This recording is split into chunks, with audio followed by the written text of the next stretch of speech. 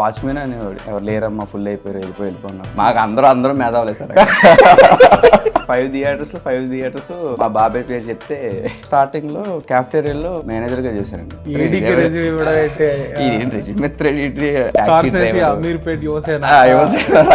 ఇది మా ప్రేమ సినిమా 5,000 చేశాను సార్. జొమాటో డెలివరీ బాయ్ చేశాను సార్. జస్ట్ ఆ ఫ్యాన్స్ ఇచ్చి ఆన్ చేయడం ఆఫ్ చేయడం అది ఒక్కటే పడినాడు. ఒక రీమేక్ అన్న మచ్చ అనేది ఉంటుందని నాకు కూడా తెలుసు. జనవరి 26 మధ్యాహ్నం 12:12 నాకు సృజన్ గారు ఫోన్ చేసి ఆఫ్ ఇచ్చారు. ఈసారి పుట్టేవాడు చచ్చేవాడు కాకూడదు, చంపేవాడు కావాలని ముక్కి మరీ పెట్టారు. సజీవ్ అని పెట్టడానికి బలమైన రీజన్ అదే నాకు.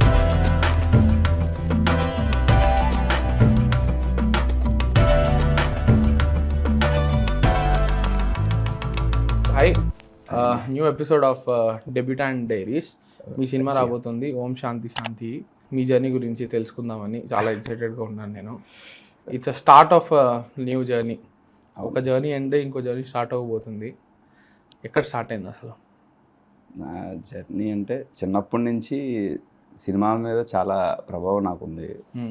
అంటే నాకు అంటే మనకు ఒక 5 years వస్తే ఒక ఊహ తెలుస్తుంది కదా, అప్పటి నుంచి సినిమాలు చూడడం, సినిమా థియేటర్స్కి వెళ్ళడం బాగా ఉందన్నమాట. సో ఎక్కువ అంటే మా ఫ్యామిలీలోనే కొంచెం ఫిలిం అంటే థియేటర్స్ బ్యాక్డ్రాప్లో వర్క్ చేసేవాళ్ళు ఉన్నారు. మా బాబాయ్ ఉన్నారు, సూపర్. ఆయన డిస్ట్రిబ్యూటర్ ఏజెంట్ అనమాట. ఓకే. సో మా అంటే పక్కన ఉండేవాళ్ళు మేము. మాది నిడదవోలు సొంత ఊరు. సో అప్పుడు గోదావరి, అది గోదావరి, వెస్ట్ గోదావరి, రాజమండ్రి ఒక 20 km అంతే. సో అప్పటి నుంచి ఇంకా మనం థియేటర్కి వెళ్తే మనకి ఫ్రీ అనమాట సినిమాలన్నీ. మనం డబ్బులు పెట్టుకోనక్కర్లేదు. ఒక థియేటర్ లేకపోతే ఆ ఏరియాలో అప్పట్లో 5 థియేటర్స్ ఉండేవి. 5 థియేటర్స్ మా బాబాయ్ పేరు చెప్తే బాబాయ్ పేరు చెప్పాడు లోపలికి మామూలుగా ఉండేది కదా అసలు. అప్పుడు ఏం థియేటర్ పేర్లు గుర్తున్నాయా? అవును, మల్లేశ్వరి, వెంకటేశ్వర. ఇప్పుడు ఆ 2 లేవు. ప్రెసెంట్ అయితే వీరభద్ర అండ్ రాధాకృష్ణ అండ్ గణపతి. ఇప్పుడైతే 3 ఉన్నాయి. ఆ 3 రన్ అవుతున్నాయి. ఓకే. వెళ్ళడం డైరెక్ట్ మన బాల్కనీలో అలా కూర్చుంటాం మనం. క్యాబిన్ డైరెక్ట్ ప్రొజెక్టర్ వేస్తారు కదా, ఇప్పుడు లేవు. అప్పుడు నెంబర్ ఆఫ్ హోల్స్ ఉండేవి అనమాట. ఇది అంటే ఓల్డ్ ప్రొజెక్టర్ ఫస్ట్ హాఫ్ ఒకవైపు అంటే రీల్స్ కదా అప్పట్లో. ఫస్ట్ హాఫ్ ఒక హోల్ నుంచి ప్రొజెక్టర్ వేస్తే సెకండ్ నెంబర్ ఆఫ్ హోల్స్ ఉండేవి. ఆ హోల్స్ నుంచి డైరెక్ట్గా ఒక ఇంత పెద్ద స్టూల్ ఉండేది అనమాట. ఆ స్టూల్ మీద కూర్చొని ఆ ప్రాజెక్ట్ లో చూసేవాడు. సౌండ్ వినిపిస్తుందా ప్రాపర్ గా? అంటే ఉండదు అంత ప్రాపర్ గా, మనకంత అప్పుడు అంత నాలెడ్జ్. మన సినిమా అంటే చూడాలి అంతే. సో అలాగా సినిమాలు ఎక్కువ చూసాను. మా మమ్మీ కూడా, మా అమ్మగారు కూడా బాగా సినిమాలు చూసేవారు. నేను గడపలో ఉన్నప్పుడు కూడా మా అమ్మ థియేటర్కి వెళ్ళి సినిమాలు చూడటం అలాగా. సో అలాగే అప్పటి నుంచి సినిమాల మీద నాకు బాగా ఇంట్రెస్ట్ అనమాట. ఇదేంటి 2000s ఎర్లీ 2000s ఇది? Early 90s. ఓకే. నా ఫస్ట్ సినిమా సెకండ్ రిలీజ్ నాకు బాగా గుర్తు. రౌడీ అల్లుడు చూసాను నేను థియేటర్లో. చూడడం గుర్తుందా? నాకు గుర్తుంది. ఆ విజువల్ కూడా నాకు ఇంకా గుర్తుంది. ఒక సీన్ ఉంటుంది చిన్నది, చిరంజీవి గారిది. 2 చిరంజీవులు ఇలాగా ఒకే షాట్ లో కనిపిస్తారు అన్నమాట. ఆటో జానీ క్యారెక్టర్, ఇంకొక చిరంజీవి, పెద్ద చిరంజీవి గారు. ఆ విజువల్ నాకు ఇప్పటికీ ఆ థియేటర్ చూసినట్టు గుర్తుంది అన్నమాట. అలా నెంబర్ ఆఫ్ ఫిలిమ్స్ వసే రావులమ్మ నాకు బాగా గుర్తున్నది. నేను ఎంత ఇన్నోసెంట్ అనకూడదు కానీ ఎంత తెంకరోడ్ను అనేది ఒక ఇన్సిడెంట్ బాగా గుర్తండి నాకు. ఇందాక చెప్పినట్టు వసే రావులమ్మ మూవీ చెప్పాను కదండి. వసే రావుల మూవీలో కృష్ణ గారు చనిపోయే చిన్న ఎపిసోడ్ ఉంటుంది. అంటే విజయశాంతి గారిని జైలు నుంచి తప్పించేటప్పుడు, కాపాడినప్పుడు ఇక్కడ కాలు పెట్టుకొని ఎక్కిస్తున్నప్పుడు పోలీసులే కాల్చి చంపేస్తారు. కాలు చెప్పేసినప్పుడు చాలా ఫీల్ అయిపోయా. ఒక మనిషిని కాపాడుతూ ఒక మనిషి ప్రాణాలు వదిలేశాడు, చాలా అమ్మ చనిపోయాడమ్మా అని. అంటే ఏం కాదురా, ఆ సినిమా అది నువ్వు ఫీల్ అవ్వక ఎక్కువ అనేది చెప్పినాను. చనిపోయాడని నా ఫీలింగ్. సారీ అంటే ఆయన నిజంగా చనిపోయారేమో నా ఫీలింగ్ అన్నమాట. అయితే కట్ చేస్తే ఒకరోజు తేజ టీవీ అని ఒకటి ఉండేది సార్. జెమినీ వాళ్ళది, జెమినీ మూవీస్ అయింది. తేజ టీవీలో అన్ని సినిమాలు వచ్చామన్నమాట. అయితే ఆ రోజు వారసుడు అని ఒక సినిమా వచ్చింది. కృష్ణ గారు, నాగార్జున గారు. అందులో ధర్మతేజ అని ఒక క్యారెక్టర్ కృష్ణ గారు నాకు బాగా గుర్తు. ఇంట్రడక్షన్ సీన్ వస్తుంది అనమాట. కృష్ణ గారిని ఇంట్రడక్షన్ అలా చూడంగానే నా కళ్ళు ఎలాగైపోయిందంటే ఒక 1000 క్యాండిల్స్ వెలుగుతా చూసారా, అలాగైపోయి ఇంకా సినిమా అక్కడ వదిలేసి పరిగెత్తుకుంటూ వచ్చి మా అమ్మ దగ్గరికి వచ్చి అమ్మ అమ్మ అమ్మ మన సినిమాలో ఆయన చనిపోయారు కదమ్మా, ఆయన బతికే ఉన్నారమ్మా అని మా అమ్మకి చెప్పాను అనమాట. మా అమ్మ ఇలా చూసింది నా వంక, బ్రహ్మానంద గారి రియాక్షన్ ఒకటి ఉంటుంది చూసారా, ఇలా చూసింది. ఆ ఇన్నర్ ఫీలింగ్ ఏంటంటే ఇది వద్దు వీడు ఎలా బతుకుతాడో ఏంటో అన్న ఫీలింగ్ వచ్చింది మా అమ్మకి. పక్కన మా అమ్మ ఫ్రెండ్తో అంటుంది, రేపు వద్దు వీడు ఎలా బతుకుతాడే, వీడు మరి ఇంత అలా ఉన్నాడు వీడు నాకు ఫీలింగ్ అది చూసింది అనమాట. అంటే అంత నాకు ఇన్వాల్వ్మెంట్ అంటే ఎలా ఉండేదని అంటే, రౌడీ అల్లుడు సినిమా చూస్తున్నప్పుడు ఇద్దరు చిరంజీవులు చూసినప్పుడు ఇద్దరు చిరంజీవులు నిజంగా హైదరాబాద్ ఉంటారేమో అన్న ఫీలింగ్. ఇన్ ద సెన్స్ అదే చెప్తున్నా. మరి అంటే అవన్నీ ఇప్పుడు గుర్తు చేసుకుంటే మరి మరి ఇంత తెంగరగా ఉన్నాం మనం అన్న ఫీలింగ్ వచ్చేది. స్టిల్ మీరు నమ్మరు, మా బాబు ఇప్పటికీ కూడా నన్ను ఒక విషయంలో ఏడిపిస్తూ ఉంటాడండి. సమరసింహారెడ్డి సింగిల్గా చూసిన ఫస్ట్ సినిమా అనమాట. అప్పుడే చూసారా? ఎంత ఉంటుంది ఏజ్? సమరసింహారెడ్డి ఎప్పుడు వచ్చిందండి? 96లో ఎప్పుడు వచ్చిందట్టు. లేదు సమరసింహారెడ్డి 2000 అనుకుంటా. లేదు 90s 98 99లోనూ వచ్చిందిలేండి. ఐ థింక్ నాకు ఎగ్జాక్ట్ చూడండి ఒకసారి. 90లో గుర్తు నాకు అనుకుంటా, లేట్ 90s అయి ఉంటుంది. లేట్ అంటే 99 నాకు 2000 అయితే కాదు అని తెలుసు. 99లో అప్పుడు నాకంత నేను 91 బాగుందండి. సో అప్పుడు నాకు బాగా 8 years కి సింగిల్ గా చూసారా అంటే చెప్పాను కదా, మా బాబాయ్ ఉంటాడు ధైర్యం, కరెక్ట్ గా డోర్ పక్క సీట్ దగ్గర కూర్చోబెట్టేవాడు అండి. అంటే జనాలు ఎక్కువ వస్తే అందరూ తొక్కేసి నీ తప్పిపోతారు, తొక్కేసినట్టు జరుగుతుంది ఏమని కరెక్ట్ గా సినిమా అయిపోయినట్టు ఫస్ట్ పర్సన్ నేనే బయటకు వచ్చేవాడిని. కరెక్ట్ డోర్ దగ్గర కూర్చుండేవాడు అనమాట. సినిమా అయిపోయే ముందు మా బాబాయ్ వచ్చేవాళ్ళు అండి తీసుకెళ్ళడానికి. అలాగా వచ్చినప్పుడు ఆ సినిమాలో తల నరికే సీన్ ఒకటి ఉంటుంది, అది కంచంలో పడుతుంది కదా, నీ ఇంటికి వచ్చే డైలాగ్ ఉంటుంది కదా, అది చూసి బెదిరిపోయి పరిగెత్తి ఏడ్చుకుంటూ బయటకు వచ్చానండి. బయటకు వస్తే అక్కడ పార్కింగ్ అతను జగదీష్ గారు మీ అబ్బాయి ఏడ్చుకుంటూ వెళ్ళిపోతాడని అంటే, ఏమైందిరా అని అంటే, తల నరికేశారు బాబాయ్ నాకు భయం వేసింది అని. ఇప్పటికీ కూడా ఏడిపిస్తాడండి మా బాబాయ్. మరీ ఇంత చిన్న చిన్న వాటికి భయపడితే, తమ్ముడు చూడు పిశాచి సినిమా సింగిల్గా చూసాడాడు, నీకంటే చిన్న వయసులో చూసాడాడు అని అంట. అప్పుడు వేర్లే బాబు ఇప్పుడు వేర్లే బాబాయ్ అనేవాడు. అంటే అంత ఇన్వాల్వ్మెంట్ ఉండేది సార్. అంటే నిజం ఇది అని నమ్మేవాడు నేను. సినిమా అనేది ఒక నిజం, ఆ పాత నిజంగా ఉన్నారు, అదే క్యారెక్టర్లతో ఉంటారు, ఆ మ్యూజిక్ అవన్నీ అప్పటికప్పుడు వాళ్ళు చేస్తారేమో అంటే ప్రీ షూట్ లాగా అనిపించేది కదండి, నిజం అనుకుని ఫీల్ అయ్యేవాడిని నేను. చాలా రోజుల వరకు మహేష్ బాబు పేరు వంశీ అనుకునేవాడిని. అప్పుడు చాలా రోజులు అంటే ఒక అతడు వచ్చేంత వరకు, లేకపోతే నాని అది చూసేంత వరకు ఒక 3-4 years వంశీ ఈరపే వంశీ ఉన్నటువంటి సినిమాలో అనుకుంటుండేది. So I can understand. And మనం చూసి పెరిగిన సినిమాలు ఉన్నాయి కదా, అవి ఐడియల్లీ చిన్నపిల్లలు చూపించకూడదు. అవును, మనం చిన్నప్పుడు చూసిన సినిమాలు అది ఇందిరా కానివ్వండి, సమరసింహారెడ్డి కానీ, నేనే పోకిరి చిన్నప్పుడు చూసా, అవన్నీ పిల్లలు చూడాల్సిన సినిమాలు కాదు అవి. మనం చిన్నప్పటి నుంచే తలాలు నరికేసేది, ఫ్యామిలీలు బాంబులు పెట్టలేదు, అవి చూసి పెరిగి ఇప్పుడు మనకి పెద్దగా ఏం అనిపించలేదు సినిమాలు. నాకు యానిమల్ అందరూ వైలెంట్ ఫిల్మ్ అంటే ఏముందిరా దీంట్లో, యానిమల్ లో ఏముంది వైలెన్స్ అంటే ఇప్పుడు ఈ జంజీ కిడ్స్ కి అది చాలా నాకు ఎప్పుడు సర్ప్రైజ్ అనిపించింది అంటే, నెట్ఫ్లిక్స్ లో వాల్తేరు వీరయ్యకి 18+ ఉంటుంది. నేను సర్ప్రైజ్ 18+ ఏముంది దీంట్లో ఏముంది వైలెన్స్ అని. తర్వాత నాకు ఒకటి కమెంట్ పెట్టాడు, నువ్వు చిన్నప్పటి నుంచి ఏంటది నీకు కొవ్వు ఎక్కువ అయిపోయి బుల్లెట్ తెలియట్లేదు దిగి చాలాసేపు అయిపోయింది అన్నట్టు, నువ్వు చిన్నప్పటి నుంచి ఈ సినిమాలు చూసి నీకు తెలియట్లేదు కానీ వాల్తేరు వీరయ్యలో ప్రకాష్ తల నరికేసే సీన్ ఉంటుంది కోర్టులో, అవన్నీ అసలు మనకి చాలా సర్వసాధారణంగా అవి మనం షార్ట్ చేయాలి, తల నరికేవి అవన్నీ మనకి అవన్నీ అలవాటు కూల్ అయిపోయినాయి మనకి. చాలా అది యాక్చువల్లీ వెరీ యాక్చువల్లీ నాకు దురంధర్ వైలెన్సే ఓకే, నా పెద్ద వైలెన్స్ లో ఫీల్ అవ్వలేదు. నాకు దురంధర్ వైలెన్స్ కూడా నాకేం ప్రాబ్లం కాదు కానీ, ఎందుకంటే అది బ్యాడ్ పీపుల్ కే జరుగుతుంది ఆ వైలెన్స్, అదే లైక్ టెర్రరిస్ట్. వీడికి అలాగే జరగాలి. ఫిల్మ్స్ కి వద్దామని డిసైడ్ అయింది ఇప్పుడు ఇండస్ట్రీలోకి వచ్చేద్దామని. చిన్నప్పటి నుంచి అంటే ఏదో యాక్టర్ అవ్వాలని ఉండే యాక్చువల్లీ. అంటే యాక్టర్ అంటే ఎందుకంటే స్క్రీన్ మీద వాళ్ళే కనిపించేవారు నాకు. బ్యాక్గ్రౌండ్ ఒక ఎడిటర్ ఉంటాడు, ఒక మ్యూజిక్ డైరెక్టర్ ఉంటాడు, ఒక డైరెక్టర్ ఉంటాడు అనే విషయం మనకి ఏం తెలియదు. ఓకే మన సినిమాలోకి వెళ్ళాలి, ఆ స్క్రీన్ మీద కనిపించాలి. ఆ చిన్నప్పుడు మా ఇంటి పక్కన వాళ్ళ దగ్గర సినిమా పాటలు డ్యాన్స్ చేసేవాడిని. మామూలుగా వేయట్లేదురా, పెద్ద యాక్టర్ అయిపోతావు నువ్వు అని మనం పక్కన ఎక్కిస్తూ ఉంటారు కదా, అవునా మనలో ఎంత టాలెంట్ ఉందా అని అనుకునేవాడిని. అంటే ఓకే. తర్వాత ఈ డైరెక్టర్ అవ్వాలన్న ఆలోచన వచ్చింది మాత్రం నాకు చెన్నకేశవరెడ్డి అండి సినిమా. నాకు బాగా గుర్తు. అది యాక్చువల్లీ పెద్దగా ఆడలేదు థియేటర్స్లో. కానీ మా ఊర్లో 75th డేన వివి వినాయక్ గారు వచ్చారండి. మా ఊరు పక్కనే చాగళ్ళు అని 5 kilometers. అప్పుడు థియేటర్ వచ్చినప్పుడు హౌస్ఫుల్ అనమాట 75th డే. అప్పుడు యాక్చువల్లీ అది మా బాబాయ్ సినిమా అనమాట. అది గణపతి అని చెప్పాను కదా. నాకు బాగా గుర్తు. మొత్తం వస్తుంటే ఎవరు వచ్చారంటే నేను హీరో బాలకృష్ణ గారు వచ్చారనుకున్నాను నేను. వస్తే లేదురా డైరెక్టర్ వచ్చారండి. డైరెక్టర్ అంటే ఎవరు బాబాయ్ అన్న. ఆ సినిమా తీసేదారా ఆయనరా బాబు, ఆయన చెప్పినట్టు అందరూ వింటారు, యాక్టర్స్ కూడా చెప్పినట్టు. అవునా అని అనిపించినప్పుడు నాకు బాగా గుర్తు. నాకు కనబడట్లేదని మా బాబాయ్ మా నాన్న నన్ను ఎత్తుకుని చూపించారు. అప్పుడు ఫస్ట్ టైం వివేక్ గారిని చూశానండి. ఓకే డైరెక్టర్ అంటే ఇలా ఉంటారా ఎంత అప్పుడు అనిపించింది అన్నమాట. ఓకే మన డైరెక్టర్ అయితే బాగుంటుందేమో. అవన్నీ ర్యాండమ్గానండి. అంటే పెద్ద ఏదో దీని మీద ఒక అనాలిసిస్ చేసి అలా ఏం ఉండేది కాదు. ఓకే ఇది చూస్తే మనకి ఈరోజు ఇది కావాలి అనేది.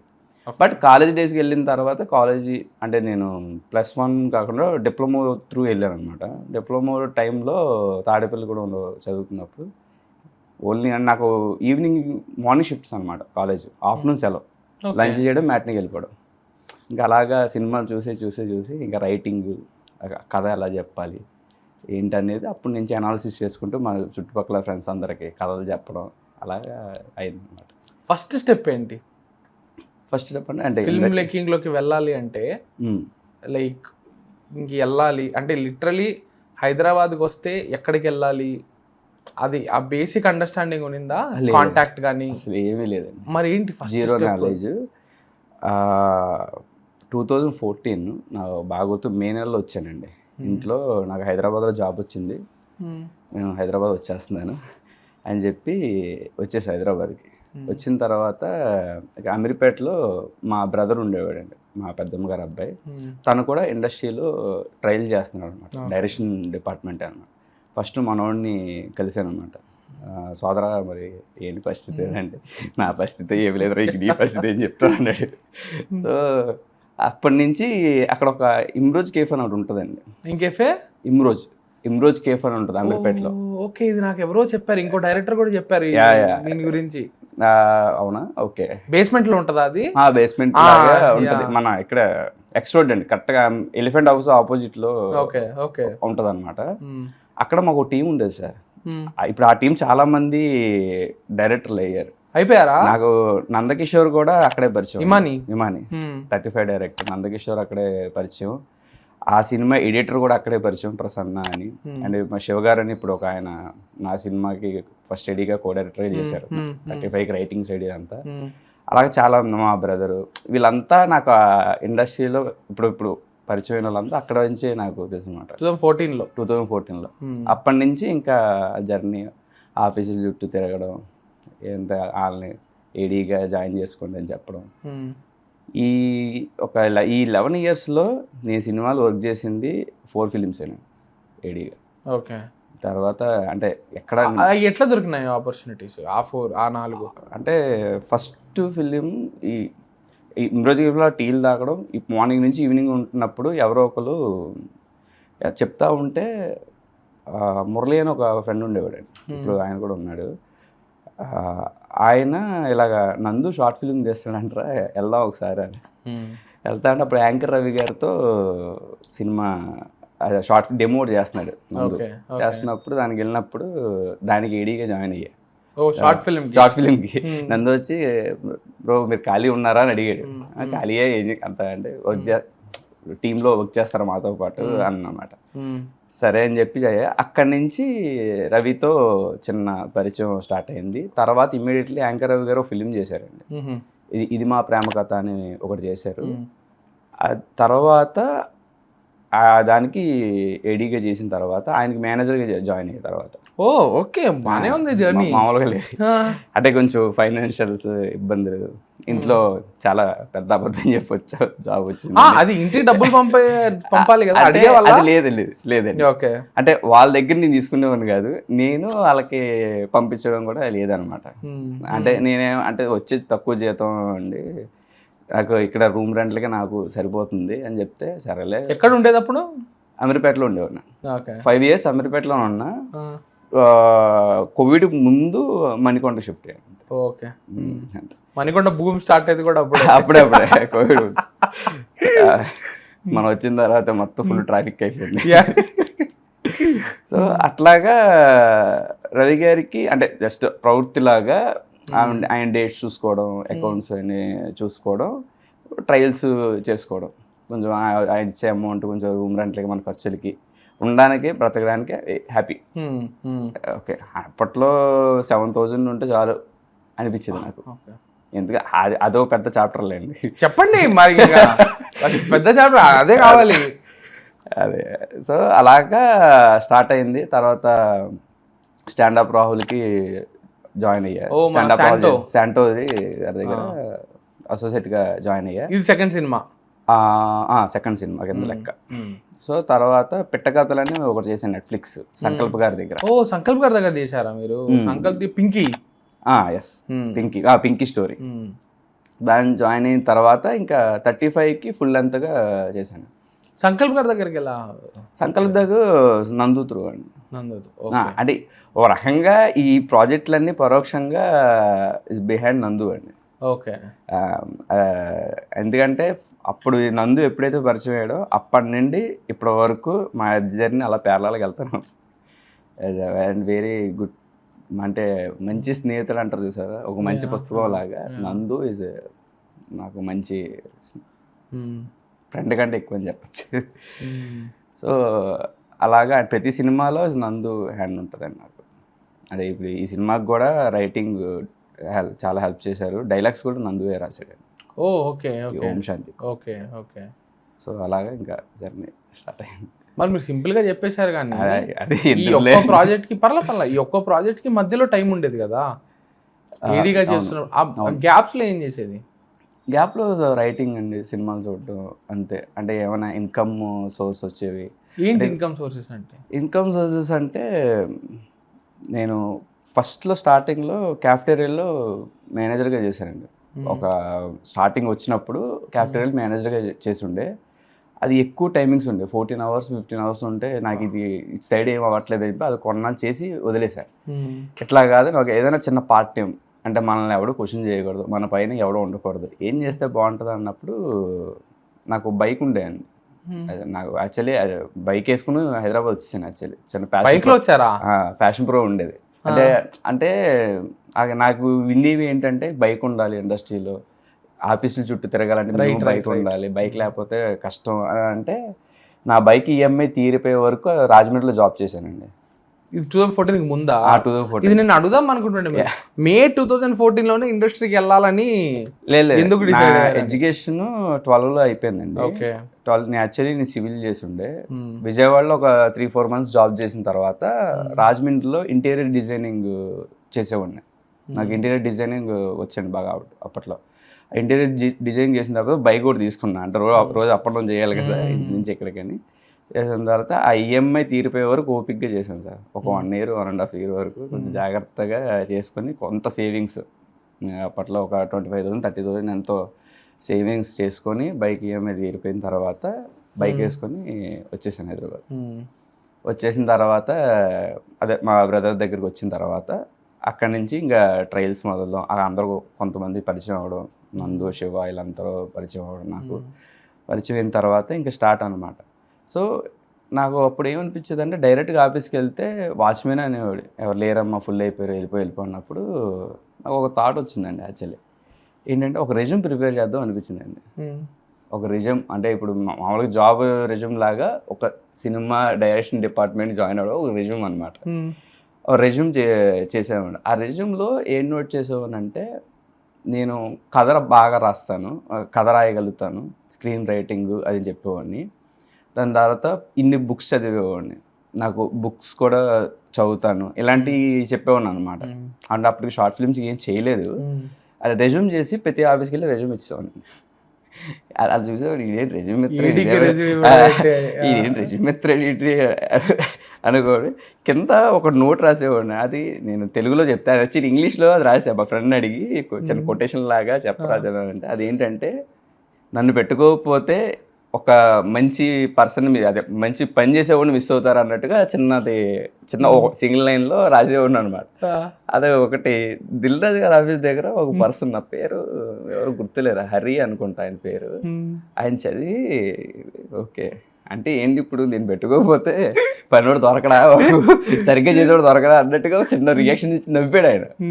అంటే నీ అప్రోచ్ నచ్చింది, నవ్వి వేరే మూవీస్ జరుగుతున్నప్పుడు అప్డేట్ చేస్తాలే బ్రదర్ అని చెప్పి కొంచెం 10 నిమిషాలు మాట్లాడి పంపిస్తాడు. అలాగా అందరికీ ఇచ్చుకుంటూ వెళ్ళా. ఆనెస్ట్లీ ఎవరు పిలవలేదు అనుకో, అది వేరే విషయం. ఒక్క కాల్ బ్యాక్ కూడా రాలే, ఒకటి కూడా రాలేదు. ఓకే. అంటే తర్వాత నాకే అనిపించింది, ఇది కాదు మన సర్కిల్ ఎవరైనా చేస్తే బెటర్, కొత్త వాళ్ళు డెఫినెట్లీ. ఎందుకంటే వాళ్ళని బ్లేమ్ చేయడానికి లేదండి, వాళ్ళ చుట్టూ వాళ్ళ టీం ఉంటారు కదా. ఇప్పుడు నేను ఎవరో కొత్తగా వచ్చానని చెప్పి ఎవరు తీసుకోరు కదా. అట్లా ఎవరు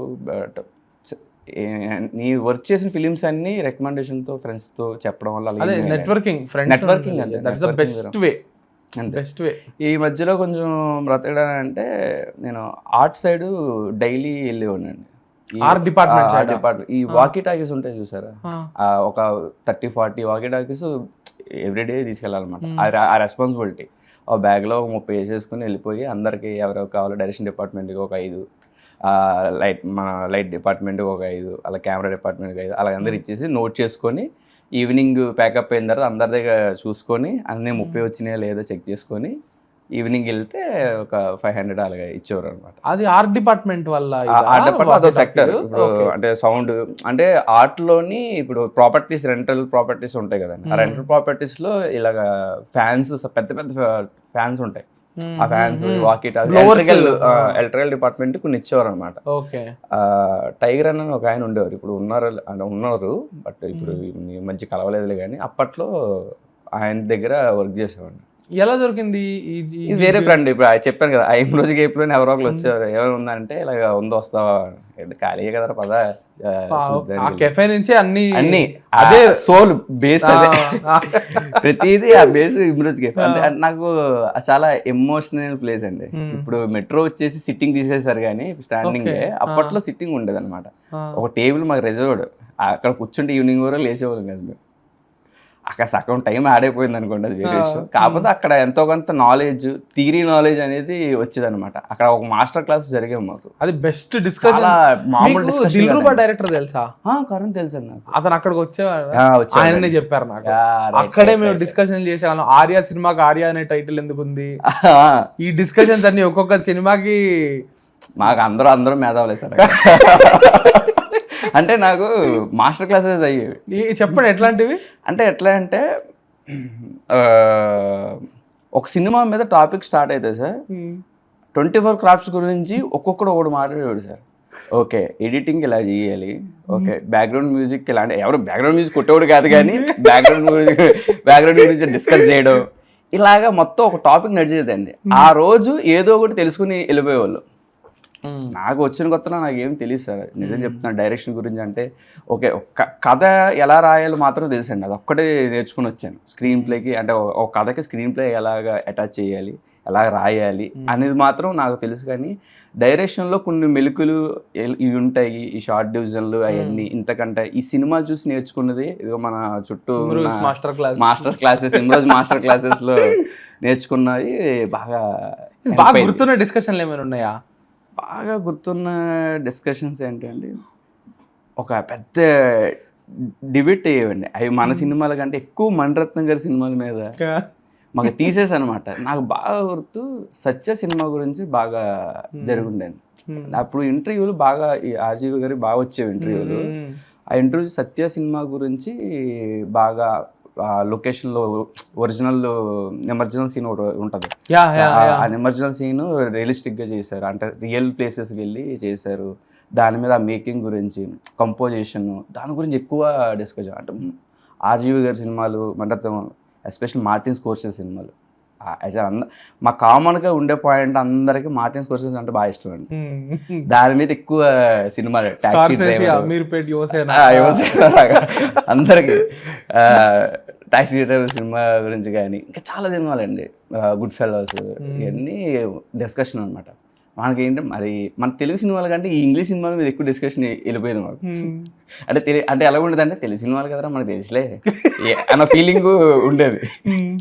అలాగా రోజు ఏదో ఒకటి ఎక్కువ నేర్చుకుంది ఇమ్రోజ్ కేఫ్లో ఉంది sir. Theory knowledge, practical knowledge అంటే వన్స్ సెట్కి వచ్చిన తర్వాత ప్రతి క్రాఫ్ట్ని కొంచెం అబ్జర్వ్ చేయడం, ఓకే ఏమైనా ఉంటే అడిగి తెలిగిపోతే తెలిసి నేర్చుకోవడం. అది అలాగా ఈ ఆర్ట్ డిపార్ట్మెంట్ ఈ వాకీ టాకీది డైలీ వెళ్ళేవాను సార్. ఎన్ని రోజులు చేస్తుంటారు ఇది? ఒక లెక్కట్లేదు కానీ చాలా రోజులే చేసాను. అంటే ఇయర్స్ లోనా, లైక్ 1 year అట్లానా? 1 year అట్లా 1 year. ఏ సినిమాలకి వెళ్ళారు ఇట్లా? నేను ఎక్కువ యాడ్ ఫిలిమ్స్ కి అట్లా వెళ్ళాను. సైనా వాళ్ళు సేవలాన్ ఒక వెళ్ళానండి, మా గచ్చిబౌలిలో జరిగితే సేవలాను. ఒక ఈ జస్ట్ ఈ ఫ్యాన్స్ వెళ్తే జస్ట్ ఆ ఫ్యాన్స్ స్విచ్ ఆన్ చేయడం ఆఫ్ చేయడం అది ఒకటే పని నాకు. ఇది ఏడీ కూడా కాదు సార్, ఇది ఏడీ సార్. అదే నేను ఏడీ కాదండి, జస్ట్ ఒక సెట్ ప్రాపర్టీ అదే కేర్ టేకర్ అంటారు సార్. ఏం మిస్ అవ్వకుండా రిపేర్ అవ్వకుండా జాగ్రత్తగా ఈవినింగ్ అప్ చెప్పాలి. ఇప్పుడు వాకీటాకీ పోయింది అనుకోండి, అది మన మీదే వస్తుంది అనమాట. జరిగి ఉన్నాయా ఎప్పుడన్నా? అది జరగలేదు యాక్చువల్లీ. అన్ఫార్చునేట్లీ ఈ సినిమాలు నేనే వాకీటాకీ పోగొట్టా. మీరు డైరెక్ట్ చేస్తారు ఇప్పుడు ఓం శాంతిలోని అవుట్డోర్ సెట్ లో మా డైరెక్షన్ డిపార్ట్మెంట్ 2 వాకీటాకీలు పోగొట్టారు. ఇచ్చాను సార్ 14,000 నేను వాళ్ళకి పే చేశాను. నేను లేలా అని ఒకడు ఉంటాడు అనమాట, అన్న 2 పోనీ అన్న, నన్ను అడుగుతారన్న డబ్బులు మా వాళ్ళు అలా అంటే డైరెక్షన్ డిపార్ట్మెంట్ దగ్గర 2,000 శాలరీ కట్ చేసి నేను కొంచెం ఎక్కువ కట్ చేసి ఆడు 40,000 ఇచ్చాను. నేను ఇచ్చాను, ఆడు బాబా హ్యాపీ.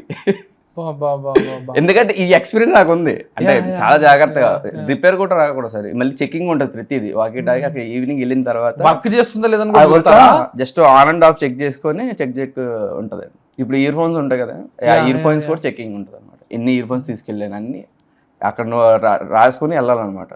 ఓకే 30 తీసుకెళ్తున్నాను, ఒక 25 ఇయర్ ఫోన్స్, ఓకే అన్ని వర్కింగ్ కండిషన్ ఉన్నాయి, ఓకే డన్, ఈవినింగ్ అన్ని ఆల్ వర్క్ అని చెప్పి.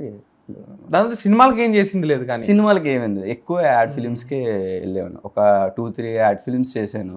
తర్వాత ఇదేందుకు మనకు సెట్ కావట్లేదు అని ఇంకా సినిమాల దగ్గర నుంచి చూసిందంటే ఆ యాంకర్ రవి, ఆ సినిమా, ఆ anchor Ravi, stand up Rahul and Sankalp గారితో పెట్ట కథలు అండ్ 35 ఇవే సినిమాని దగ్గర సినిమాలకు. అంతకుముందు చేశాను సార్, ఒక 2-3 ఫిలిమ్స్ చేశాను. ప్రీ ప్రొడక్షన్లోనే ఆగిపోయేవి అవి. మరీ వాళ్ళు సినిమా చేయడానికి వచ్చిన వాళ్ళు కాదులేండి, కొన్ని ఉంటాయి కదా, ఆ బ్యాచ్ ఒకటి ఉంటుంది కదా. అది మనం కొంచెం ఒక నెల తర్వాత రిలీజ్ అయ్యేవాడిని. ఓకే ఇది మన బ్యాచ్ కాదు, ఇది మనకు సెట్ కాదు ఇది అని చెప్పి ఈ మధ్యలో మీరు రాసుకుంటుండేదా? నేను యాక్చువల్లీ అంటే లైన్స్ వైర్గా రాసుకొని పెట్టేసుకున్నాను సార్. ఆ లైన్స్ పక్క వాళ్ళతో డిస్కస్ చేసాను, మా టీంతో, మా యువసేనతో డిస్కస్ చేసుకొని ఓకే బాగుందండి, ఓకే బాగుంది అని పక్కన పెట్టుకున్నాను. అలాగా నేను 31 స్టోరీస్ రాసుకున్నాను సార్ లైన్స్ వరకు. అందులో 31 ఒక 10 స్టోరీలు అయితే ఒక 1 hour నేరేషన్ వరకు ఇవ్వగలుగుతాను. అంటే యాక్ట్ 1, యాక్ట్ 2, యాక్ట్ 3 చెప్పగలుగుతాను. ఒక స్టోరీ స్ట్రక్చర్ అయితే ఒక 10 స్టోరీస్ చెప్పగలుగుతాను, ఆల్ జానర్స్, ఒక్క హారర్ తప్ప. అవి పిచ్ చేసేదా? అంటే పిక్కింగ్ అంటే ఒక ఫస్ట్ డెబ్యూ ఈ కట్ చేయాలి నేను ఒక రాసి పెట్టుకునేవాడిని. ఒక 3-4 స్టోరీస్ ఇవి ఫస్ట్ చెయ్యాలి. ఆ 3-4 స్టోరీస్ మాత్రమే ఎక్కువ ఫోకస్ చేసి ఎవరికైనా చెప్పడానికి వెళ్ళేవాడిని. ఒక ఫస్ట్ వెబ్ సిరీస్ చేద్దాం అనుకున్నాను సార్ యాక్చువల్లీ. ఫుల్ స్టోరీ ఒక పిచ్ డెక్ ఎపిసోడ్ వైజ్గా రాసుకుని చాలా మంది పిక్ చేశా. బట్ అన్ఫార్చునేట్గా కొంచెం బడ్జెట్ ఎక్కువ వద్ది, ఈ జానర్ మేము మా దాంట్లో చేయము, ఈ కైండ్ ఆఫ్ ఆ రిజెక్షన్స్ ఎక్కువ వచ్చినాయి అనమాట. నాకు విషయం చెప్పండి, ఇప్పుడు కొంతమంది ఆస్పైరింగ్ ఫిల్మ్ మేకర్స్ ఏంటంటే ఒక స్టోరీ పట్టుకుంటారు, ఆ స్టోరీ మీదనే లైఫ్ పెట్టేస్తారు, ఆ స్టోరీనే ప్రతి ఒక్కరికి పిచ్ చేస్తూ ఉంటారు. ఇది ఒక కైండ్. ఇంకో కైండ్ ఏంటంటే మీరు చెప్పినట్టు 4-5 ఎవరి రిక్వైర్మెంట్ మేబీ ఎవరికి నచ్చుతుంది అన్నట్టు ఒక 4-5 పెట్టుకుని ఉండడం. ఎవరికి నచ్చినట్టు కాకుండా నా ఉద్దేశం ఏంటంటే బడ్జెట్స్ వైజ్ అండి. నేను ఫస్ట్ నాకు ఇక్కడ డైరెక్టర్ అవ్వాలి అన్న ఒక అయిపోగలను కాన్ఫిడెన్స్ వచ్చింది బడ్జెట్స్ అండి. ఫస్ట్ ఒక కథకి బడ్జెట్ వేయడం నేర్చుకున్నానండి నేను. ఒక కథకి అంటే ఇప్పుడు ఒక 24 క్రాఫ్ట్స్ అన్నీ నడుస్తాయి కదా, ఒక కథకి బడ్జెట్స్ వేస్తే ఆ బడ్జెట్ కథలు పట్టుకునే వాళ్ళు. ఇప్పుడు నేను చెప్పాను కదా, ఒక 3-4 కథలు ఉన్నాయని. అయినా బడ్జెట్స్ వైజ్గా ఉండేది. ఒక 5 లోపు ఒక బడ్జెట్ కథ, అబోవ్ 5, అబోవ్ 10. ఎట్లా తెలుస్తుంది ఈ కథకి? అంటే ఎగ్జాక్ట్ గా తెలీదు, ఎగ్జాక్ట్ గా అప్రాక్సిమేట్ గా ఎలా ఎవరైతే క్యాలిక్యులేషన్ మెయిన్ కాస్టింగ్ ఉంటుందో వాళ్ళ రెమ్యునరేషన్ అది ఎప్పుడు క్యాలిక్యులేట్ చేయనండి. అది రాదా బడ్జెట్ లో? అది రాదండి. అంటే మేకింగ్, ఎందుకంటే ఎవరు వస్తారో తెలియదు కదా హీరో. ఓకే, అంటే మీరు చెప్పేది మేకింగ్ ప్రొడక్షన్ కి. ఫస్ట్ కాపీ రెడీ అవ్వడానికి కావాల్సిన ఒక బడ్జెట్ షీట్ లాగా నా దగ్గర ఒక బడ్జెట్ షీట్ ఉంటదండి, ఒక టెంప్లెట్. 24 క్రాఫ్ట్స్ షేర్ చేయగలిగితే బాగుంటుంది. డెఫినెట్లీ నేను షేర్ చేస్తాను. ఏముంటాయి ఆ బడ్జెట్ షీట్ లో చూసి చెప్పగలిగితే? లేదు నేను చెప్పేస్తాను.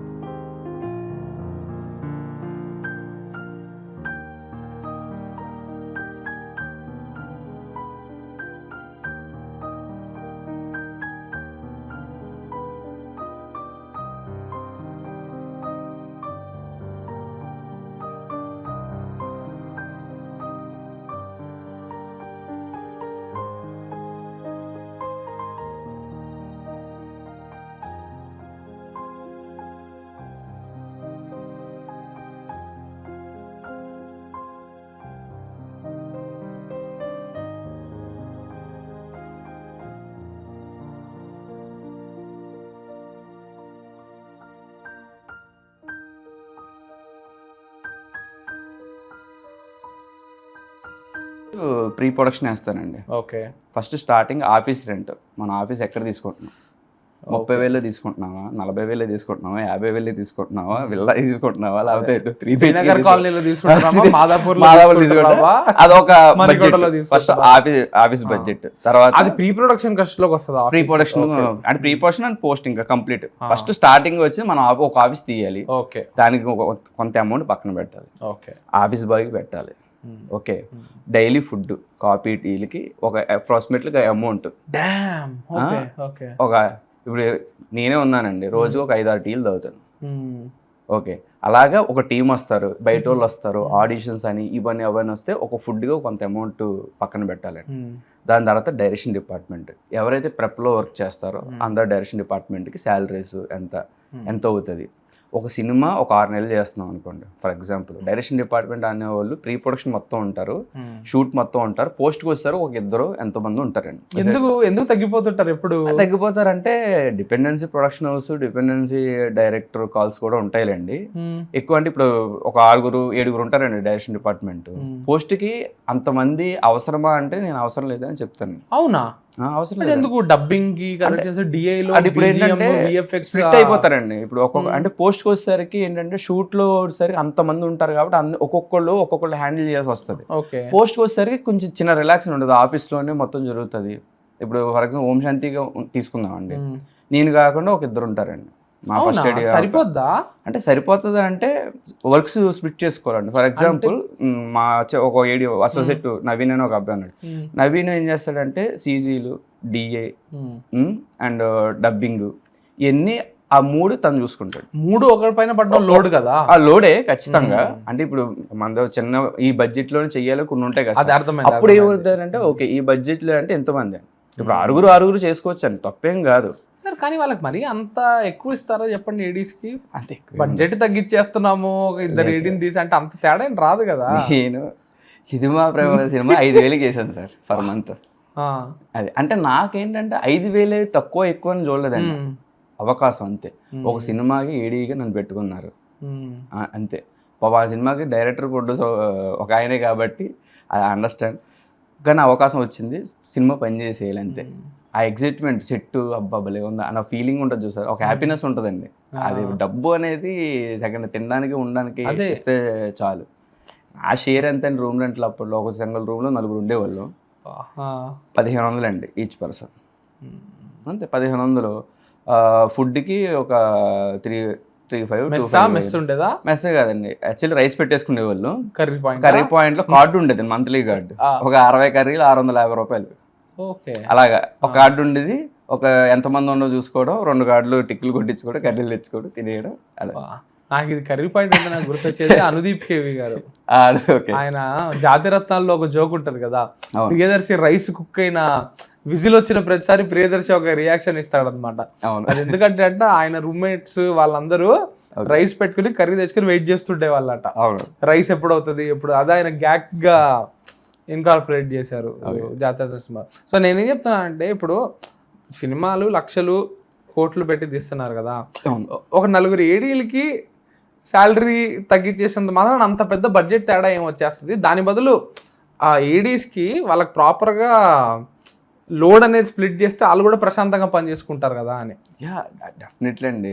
అంటే చాలా స్ట్రెస్ ఉంటుందండి.